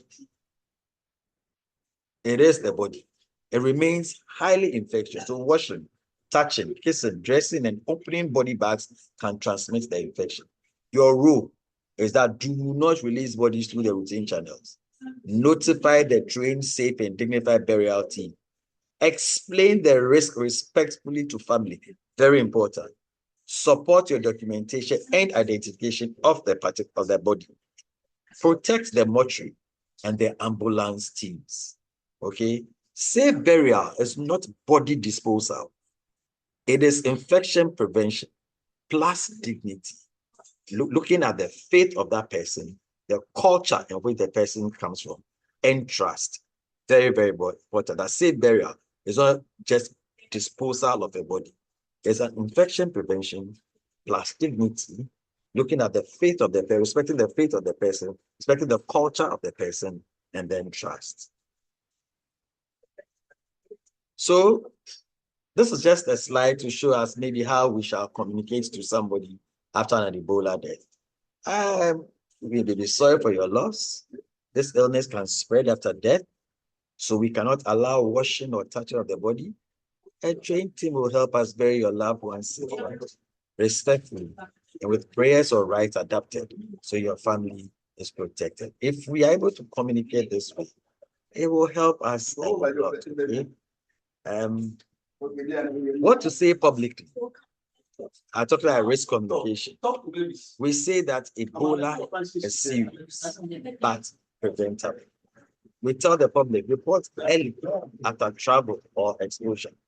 Do not touch body fluids or bodies after a suspicious death, unless the health authorities before transporting a suspected case. These are things they should not. They should not stigmatize survivors or travelers or communities. Do not promise vaccines or cures for Bundibugyo disease. Do not share patients' names or photos of possible Ebola cases. Do not create panic by exaggerating airborne spread. In an outbreak, trust is a clinical intervention. So I just put this thing up for a minimum facility readiness checklist. Before the first case arrives in your facility, ask yourself, your triage, do you have an active 21-day travel or contact screen? That is active. You are doing this for almost every patient. Do you have space, an isolation space, or an isolation area identified and signposted so everybody knows this is where we will go? Do you have the IPC focal person or people who are skilled when it comes to IPC? Do you have PPE in stock, the right sizes? Do you have posters? And do you have people who are trained to serve as buddies when you are donning and doffing? The lab, do you know the sample pathway and the contact number? So when you pick a sample from the facility, do you have the contact number of Noguchi or the public health reference lab or KCCR that you inform them that this is what I am sending over to you? Waste disinfection. Do we have linen, sharps, and waste flow defined? The ambulance. The ambulance team must be notified, and the receiving facility is also notified, and arrangements are made. And what about just in case a suspected person dies? Do we have a safe and dignified burial team or a notification pathway agreed, or is the mortuary prepared? These are the common mistakes we must prevent. Anchoring on malaria or typhoid without exposure history. Moving, so what it means is that you are not, oh, this is malaria, this is typhoid. You haven't even found out whether this person has an exposure history or not. Moving a suspect case through the OPD, radiology, lab, or wards before isolation. Overcrowding the bedside with curious clinicians and students. Sometimes, I doubt whether we will do this when everybody thinks it's Ebola.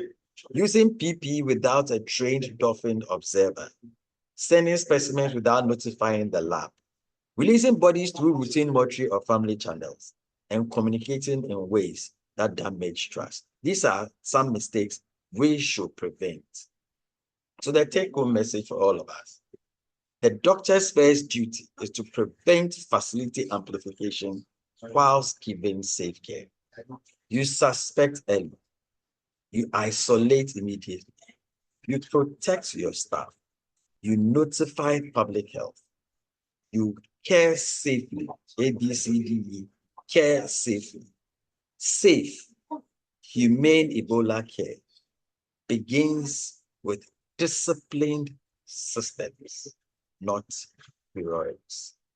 These are my references. And I must say thank you to the team and to everybody for this opportunity. Thank you. Thank you so much, Dr. Commey.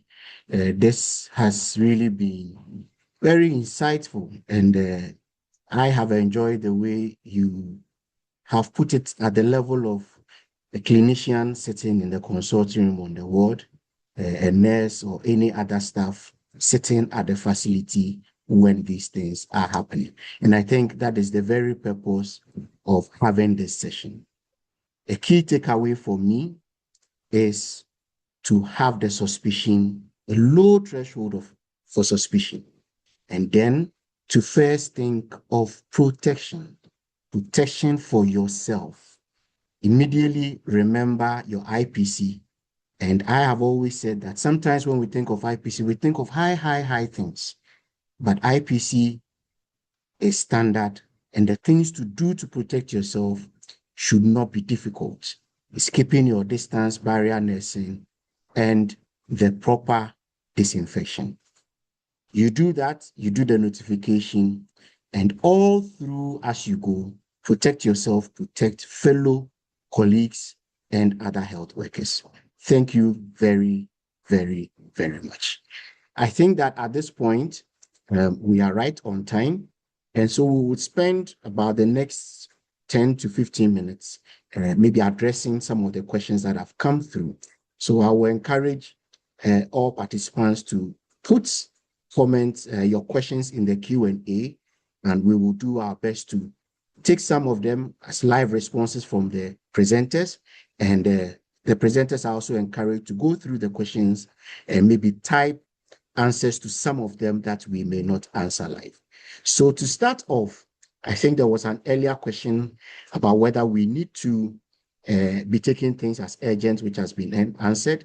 And clearly, once we have air links with these countries where there's outbreak, there is a need to get prepared. And I think the GMA president made this comment with an adage that once someone's beard burns, you put water by your side. And so what we are doing, and all what especially Director of Public Health showed, is we put in water by the side of our beard so that we don't catch the fire or we don't get problem when it comes. There is a question about whether there is, I think Dr. Commey, this question is for you. If there is moderate pain and paracetamol is not helping, you mentioned that NSAIDs are contraindicated. What do we do? Can we do opioids? So maybe if you would help us take that answer, that is the only case, the one I've seen about case management so far. And I think there's one about in facilities where there is no isolation ward, proper isolation ward.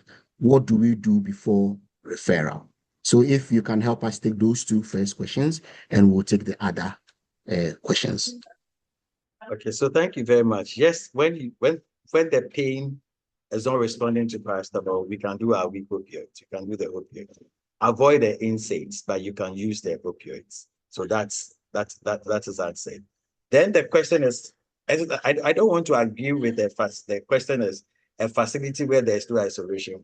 In this day and age, after Ebola 2016, after COVID 2019, every facility should have somewhere that they've earmarked that just in case somebody hits our door. Because once a patient hits your facility, that patient has come to you for help.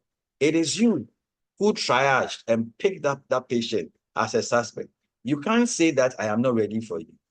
Once you are operating a facility, there is no excuse to say that you do not have anywhere that you put the place. Sometimes when we talk about having a place, yes, it's said that the standard isolation is that that place must have its own washroom and must have its own bath, just in case, just so that when the person is waiting over there, the person doesn't share any amenities with any other person.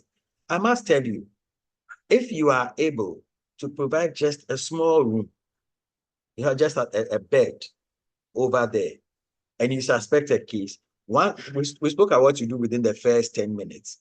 Within 10 minutes or maximum 20 minutes, a sample, that patient should have been assessed by public health, a sample taken. Once that sample is taken, we think it's a suspected case. If we will look at the facility, it's a small facility.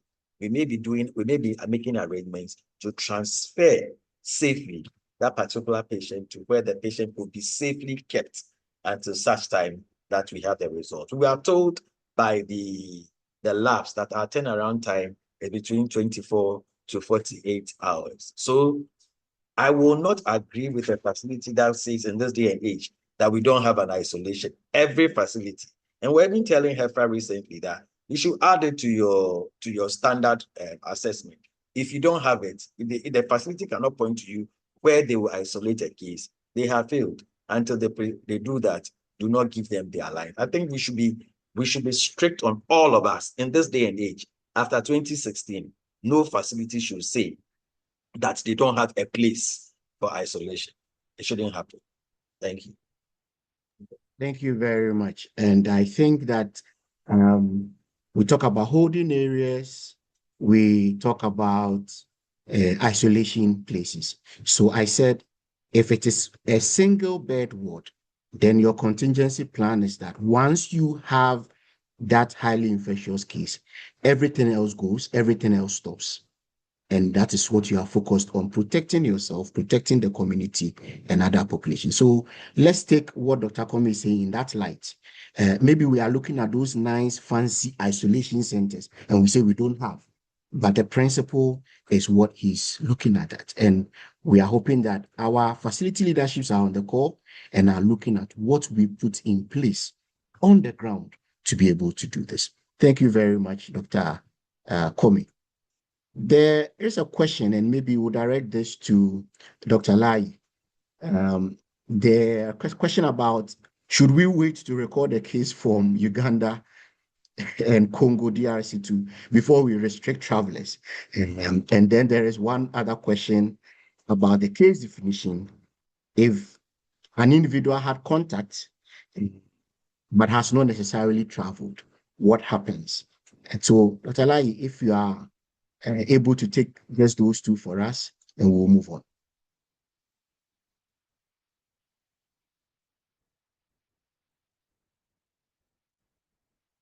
Hello?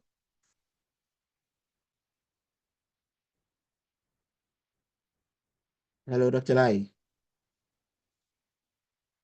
Okay, I don't know if there's a network problem. So I think the first question, if I would take an attempt from what I heard from the presentation, Sorry, is that it's raining here, so my right, the internet network. Okay. broke off a bit. If I can just take the questions again, sorry. Okay. Or it's in the chat.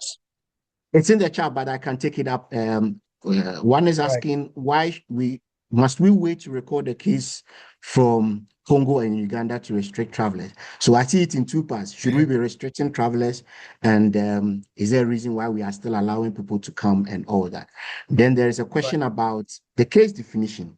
If we can't pick up that history of contact with an infected person or travel history, what do we do? Well, thank you very much. So I think the point about restriction, it's something that it's always controversial for countries. And I'm certain that some of us may have heard that in the US, for example, they've tried to restrict some movement. Ghana, as much as possible, has tried to go with the global health community through the WHO. And so the recommendations are usually taken, of course, with us contextualizing things. And that's why I indicated the actions we've been taking in line with this. Let's remember that DRC is a huge country. and to just say that anybody from that country should be treated as if they are cases, maybe stretching things too far. And maybe to also turn around what Prof. York said about your friend's beard on fire. It could be us tomorrow. And if it's such that, let's say there's an outbreak in a very small corner in Ghana, and yet people decide that they are going to restrict movements, it's going to not be something that will be good for us. So I think that we're just conforming with global best practice. And I'm certain that if the situation requires that we do otherwise, the government and the leadership at the very top of the health sector will make that determination. Thank you very much for that. Over. Thank you very much, Dr. Lai. So that is very clear. There was a question about churches having international conference and the rest. I think the measures are, if you look at what Dr. Lai described, arrivals in the country are being followed up. So if as a health worker you are part of your church program, then you really want to facilitate that linkage with the district so that the follow-up for these people are even easier. And we all understand that it is to the benefit of keeping the country and even those individuals safe. So that if they do get sick here and they are picked up early, then their chances of better management are improved. Right. There is a question about. Josh. Yes, please. Director. Let me I just had a add. few questions for you coming up, so please go on. Yeah. So, there are two instruments we intend to introduce. So, one is the travel advisory, which is supposed to give guidance to all travelers coming to Ghana. We are yet to get it published. Hopefully, in the course of the week, it will be done. And then the electronic declaration form. So, that will give detailed information of all passengers. These two are not ready for now. And so, we just assume a lot of things while we engage the passengers. But if it's ready, then clearly, if you are coming to Ghana, you know what to expect from our system. Thank you. Director, once you are on, there are a few questions that would come to you. I think the first is the role for Confanoke Teaching Hospital. I think I saw a question about they being a treatment center.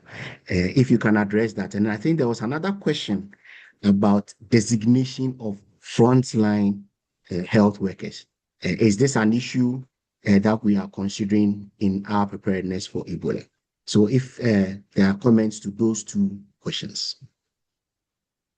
Okay, thank you very much. And I like the way Oliver-Commey kept on stressing that each facility must have an isolation place for handling of cases. For now, I know Confanoche doesn't have what they want to have. So I think for Ashanti, what they have, there are two places. That's the Kumasi South and then the Seria place. But then what is most important is Confanoche needs to have a way of getting a space that we can actually initially isolate and before think about management. So it's something that we need to do. Though they don't have a proper treatment facility, they must have a place for isolation. And then when it comes to a proper treatment, then we can look at Kumasi South and Sevilla.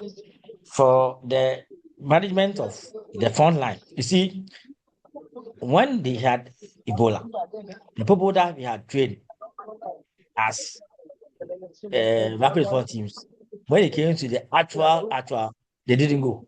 The 42 guys who went, they are not the people who were trained. So normally I keep on asking that when we are training, there must be a question that we need to ask.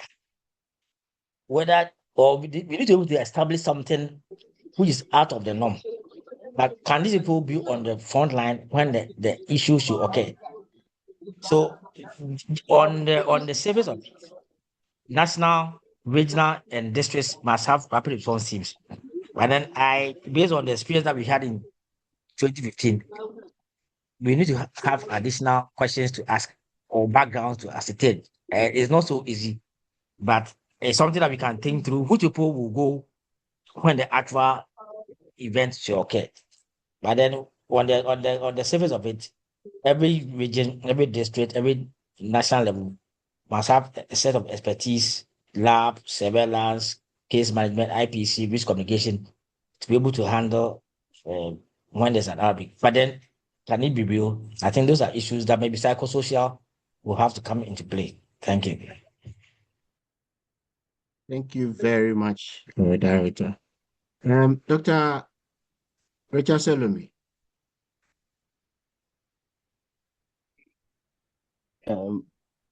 Please, can you hear me? Yes, you can be heard. Okay, thank you very much. And may I say thank you to the Ghana Health Service team, DG and the others for making this happen and at least preparing us ahead of time. Unlike the first one where there was a lot of panic in the system. There are still a few questions though. I noticed when Director of Public Health was speaking about the key pillars of the response, it appeared to me that always missing in some of these responses, whether it was Ebola to COVID, we assume health workers are motivated and ready and willing. And the last few comments, I think the last comment by Director of Public Health about the fact that when people were trained, when it came to the real matter, people didn't go, exposes the basis for the question I was asking. I'm coming to ask. And that has to do with health worker motivation or some sort of security. You know, the last COVID outbreak taught us a lot of things. And when it came to people who got infected, when those lists were compiled, we had not much. And as GMA, I know we wrote following up on these matters. And I can tell you a number of doctors who reached out to the Secretariat bitter about the fact that when they put in their best and even got infected, some had to isolate from their families at their personal expense. They were excluded from the list and some never received anything on that insurance package, quote and unquote, that was prepared. How are we preparing to combat this? Because there are health workers who will probably never volunteer, or even if they do, they won't do it. So are we preparing an insurance or compensation package for doctors in preparation and not waiting for the Ebola to come, just as you said? The second question has to do with designation of isolation centers. Clearly, you've even talked about the fact that Kompanochi may not have. I think it's important that the Ghana Health Service at least checks and be sure and support the facilities. It's okay saying that if a facility doesn't have, we will not accept that, but it takes resources to set this up. And so please, it's important that the service checks and support facilities to set this up and be sure and designate them clearly so we know where they are. I know in the past, I led the response in my hospital then. So I know in the past we had big challenges because some will not even accept the patients. And then I didn't hear much about simulations and drills at these treatment centers.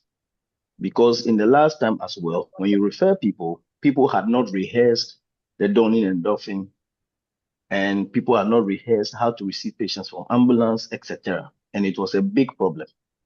And I found it that when we did that at our facility, it helped us when our first case actually, suspected case, which turned out to be positive, actually came in. What are your plans regarding this? And what are the timelines since we still have flights coming in? Thank you very much. Thank you very much, Dr. Boni. Director, I think you may take the lead to address some of the concerns raised.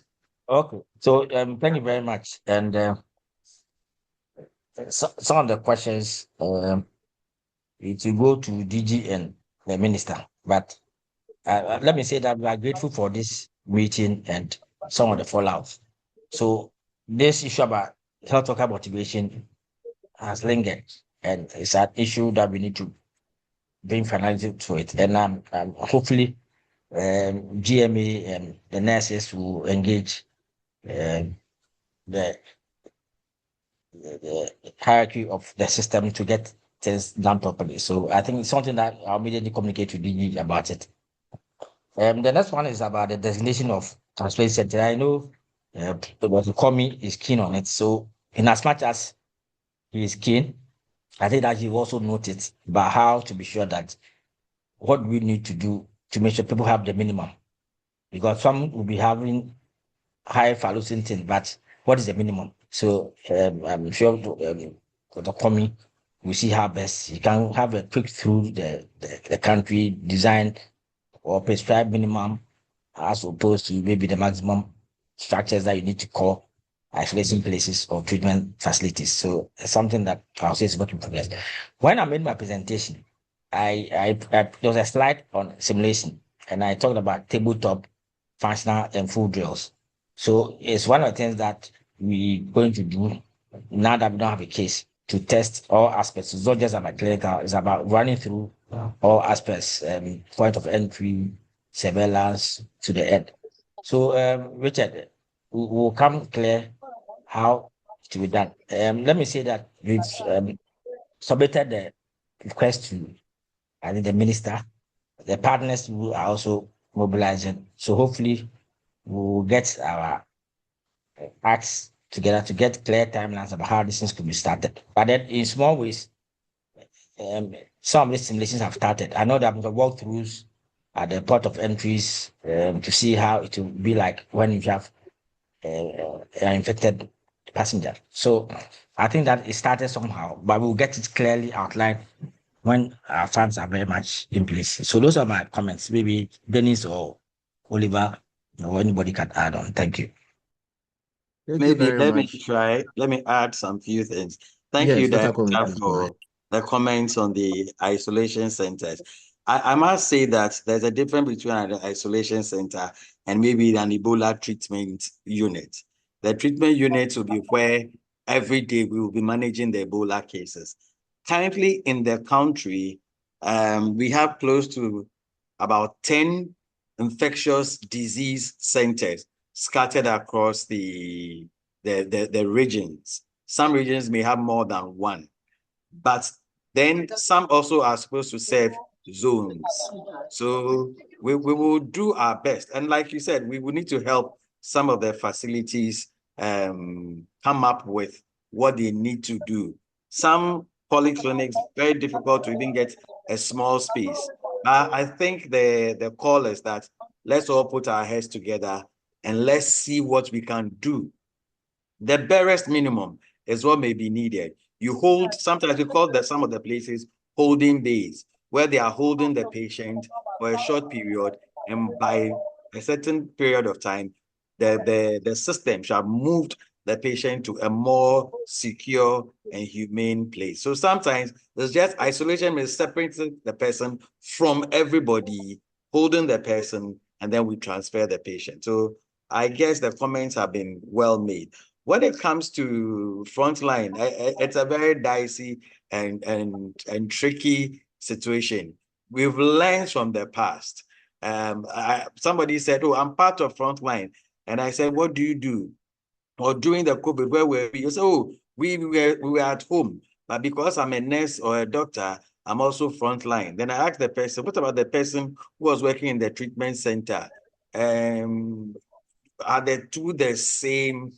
It's a very difficult thing. So we also have to learn from the mistakes of the past and situate these things. But we will need the support of the unions, GMA, the Nurses Union, the Medical Lab Science Union, to really fine-tune some of these things. I always say that sometimes we are our own enemies. When there are issues, because there may be some compensation, everybody must be part of the compensation. If there's no compensation, then some people must be the front line. So I think that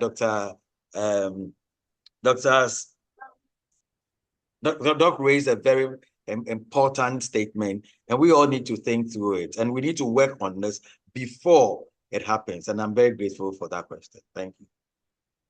Thank you very much. I think that clearly there is still more to be done. And as pointed out, this is the beginning of key engagements as part of our preparedness. And that is why we need to have this sort of sessions that increases what people know as well as what they can do, and then bring up these issues into focus. I think that Laryea Public Health, in addition to the points about simulation, the simulation materials are available. I think we are aware that even Upper East is planning to do a tabletop this coming week. I know in the past 2 weeks, the emergency medicine and the directorate at CATH have actually brought together some residents and took them through disaster management with some simulation. So I think the key point out here is that if we are going to wait for all the things from the national to come, yes, that is good, and we need that direction. But we are also well placed in our facilities to also deploy some of these things as part of putting ourselves in a good position. And so we want to encourage that dual approach whilst the national level, the top level, looks for support for us. And we also look at what we can do as far as bringing our capacity up where we are at the level that we also operate. So thank you very much all for the inputs. There are a few questions in the chat, and Dr. Commey, I think these are coming back to you. Someone is asking about monoclonal antibody therapy, remdesivir. Are we looking at that? What is our capacity to do that? There was question about whether children are affected by the virus. What is the picture like in children? As well as question about fluid and electrolytes for severe cases. So if there can be a quick overview of these questions, answers to these questions, and then we consider wrapping up. So thank you very much. For BVD or Ebola virus disease caused by Bundibugyo, currently it's just supportive care. No documented monoclonals or vaccine yet. The monoclonals and vaccines are for Zaire Ebola virus, but for Bundibugyo, nothing has been discussed or nothing has been recommended so far. I think earlier on I spoke about the fact that the high-risk groups are children, pregnant women, because in children, when they tend to have the wet symptoms, they become severely dehydrated in a very short time. So yes, children have been infected. Children have succumbed to the disease, and the disease in children is a little quite severe as compared to adults. I think the other question, I think focusing the third question, about the fluid and electrolyte balance. Yes, once we have critical cases, usually the issues are shock, the issues are related to renal failure. As safe as we can, we will replace whatever is needed to be replaced. If you're able to do dialysis safely, we may do the dialysis. But I always remember that whatever you do, you need to balance the bigger risk as compared to the prognosis of that particular patient. What is said is that once you start early supportive care, your chances of survival are very good. Once the patient comes and the patient is bleeding has started, sometimes it's quite difficult to manage those cases. Those are the few comments I'll make. Thank you very much, Dr. Commey. And that is quite a good overview of what we could do in the circumstance. We would want to wrap up as soon as we can. And there are just a few lingering questions that I may try to address. I think there's a question about games and all that. And the truth is that we have our public health units in the facility whilst we work on the games supporting automated reporting and all that. We are being encouraged to continue that collaboration between the clinical and the public health officers so that cases are promptly reported. The question about all the testing that is done, we are privileged to have Dr. Gifty Boateng on the call. She is the head of the National Public Health and Reference Lab.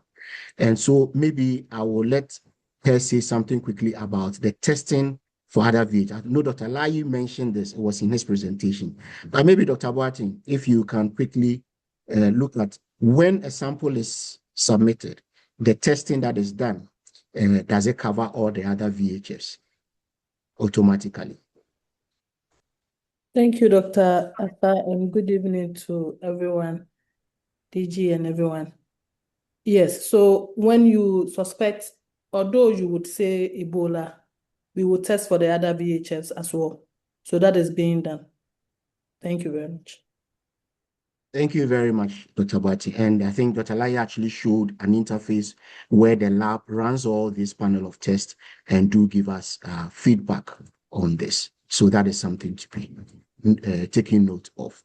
There's a question about the health information officers. So most people will say record officers to be able to detect cases of AHF if they come to the facility before they get to the consulting room. And the truth is, the way trainings on sensitization goes, most of us are in the facility. And we see that all health staff are invited to such sessions. An example is how this session has been run. Though targeted at clinicians, it's been open for everyone to be able to join. So yes, that sensitization is important. And it's also incumbent upon us that once we work in the environment, to have that awareness. Because as you are rightly pointing out, you as a health information officer, or even any other health worker, may be the first person meeting such a case when it comes. So please, let's take advantage of desensitization and not push it away and say we may not even be the people managing cases. So I think we will try and leave most of the questions as at this point. A question people are asking about the slides, and this will be made available.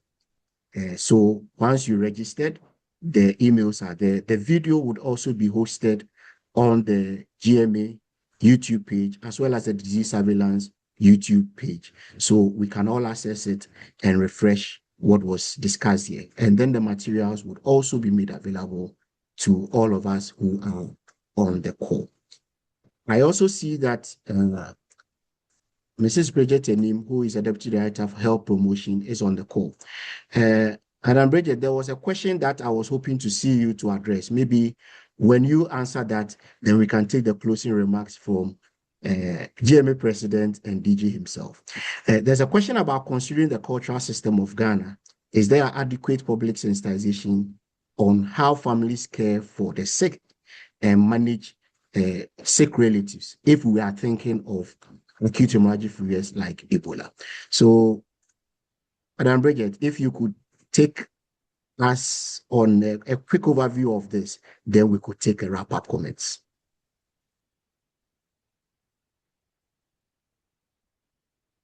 Good evening, all other colleagues on the call. So yes, in the presentation by Dr. Commey, he also highlighted on the issue about trust being critical at this point. So we would definitely have to bring the community along with us, and we should have been building this over the course of our practice and the work that we have been doing already.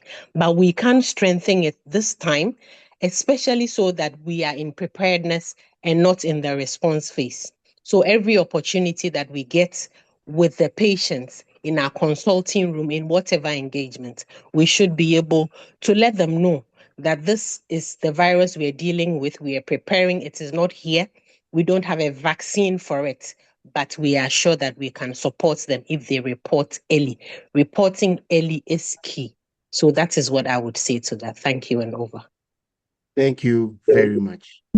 And on that note, we really have enjoyed all the presentations as well as the clarifications provided by our panelists. I see that there are a lot of questions, and we would endeavor to stay on and type some of the responses after we have formally wrapped up. So at this point, I would want to invite again our Director General, Dr. Samakaba, to give us some closing comments based on all what we have heard. And after that, our convener, Professor Ernest York, will give us some parting comments. And then we would have officially brought this session to a close. Dr. Kaba. Yeah, once again, good evening, everybody. let me say this. We've been in a long meeting. I'm just leaving the ministry, but at all time, I've been able to listen to what has happened. And I want to express my sincere gratitude to EMA and say that to me, this is another way of us, we coming together to spread some of our policies, because we have a lot of policies that a lot of our doctors don't really understand. So let's not make this one time just for Ebola, but let's see how best we can make it for the policies to be well disseminated. And of course, as I said at the beginning, we've been here before. I do remember when it came to insurance back in the days when we started with the Ebola preparedness. So we have all this in mind, and plans are in place.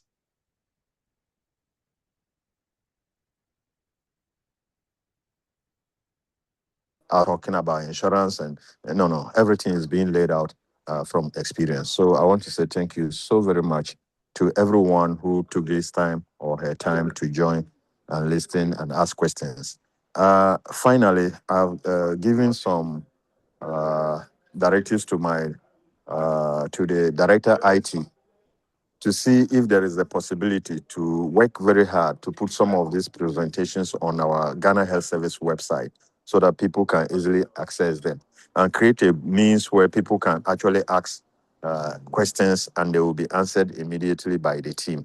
So we will work on it. It's just something that occurred, and I think that we will work on it and make sure that we make those things available for everyone. Not only this, and some of the policies that we might want to inquire about. So thank you so very much for this encounter, and God bless all of us. Thank you.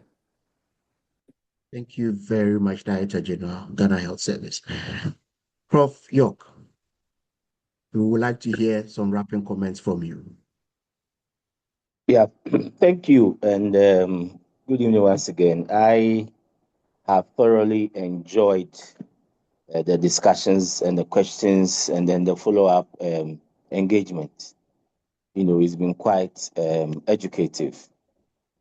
But there are many takeaways for me actually, but one of the things that caught my attention was what to do within the first 10 minutes of a suspected case. I think that is the golden moment where, of course, there would be, pre-suspicion protocols and efforts that Ghana Service and facilities will put in place. But once you suspect a case, I think that golden moment, Dr. Commey took us through, that we have to limit movement and, most importantly, isolate. And this isolation, places have come for further discussions during this program. So let's recognize, as has been explained, that isolation centers or places are different from treatment centers. And indeed, it will not even be wise to have many treatment centers dotted around the country or in every district or so. You need to concentrate effort, energy, and resources so that they are efficient. But every health facility where it is sought should have some form of isolation place, that when a suspected case is seen, that patient could be managed or held for a while before transfer would happen. And again, as been said, it is not always money. It's about the will to be able to do so. Sometimes it's just a room that you need to designate or identify and designate as the isolation place in your facility if it's a small place. So let's be innovative and take that, advice on board. And that also means that we need to do a lot of simulations. We shouldn't not wait until a case comes before we will say that we are not prepared.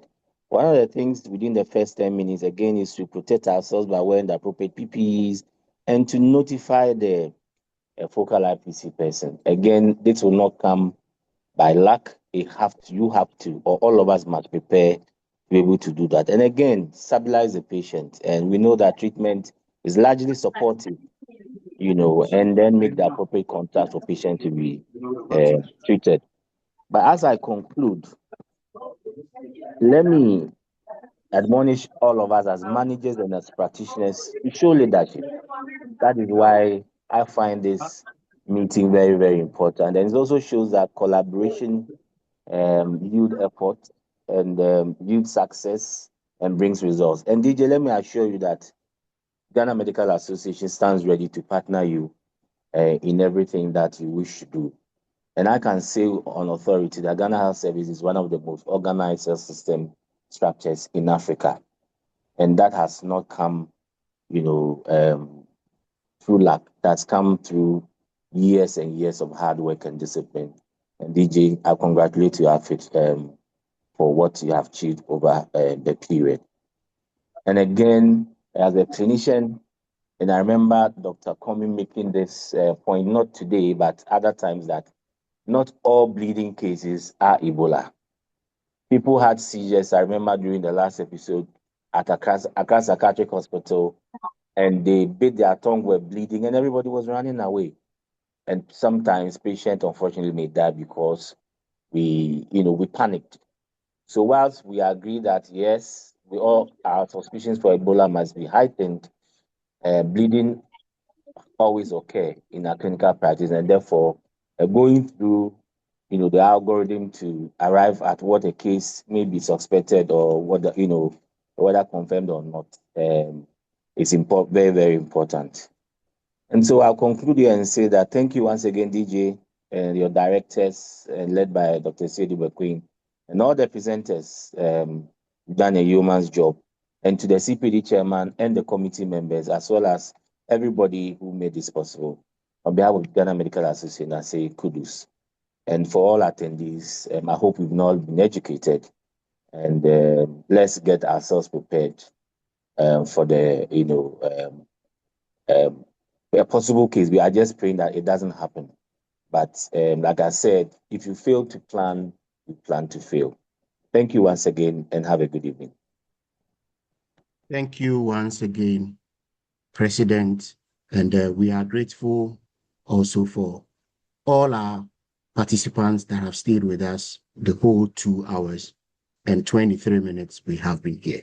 Thank you all very much. So at this point, the webinar is officially ended, and so we are free to leave.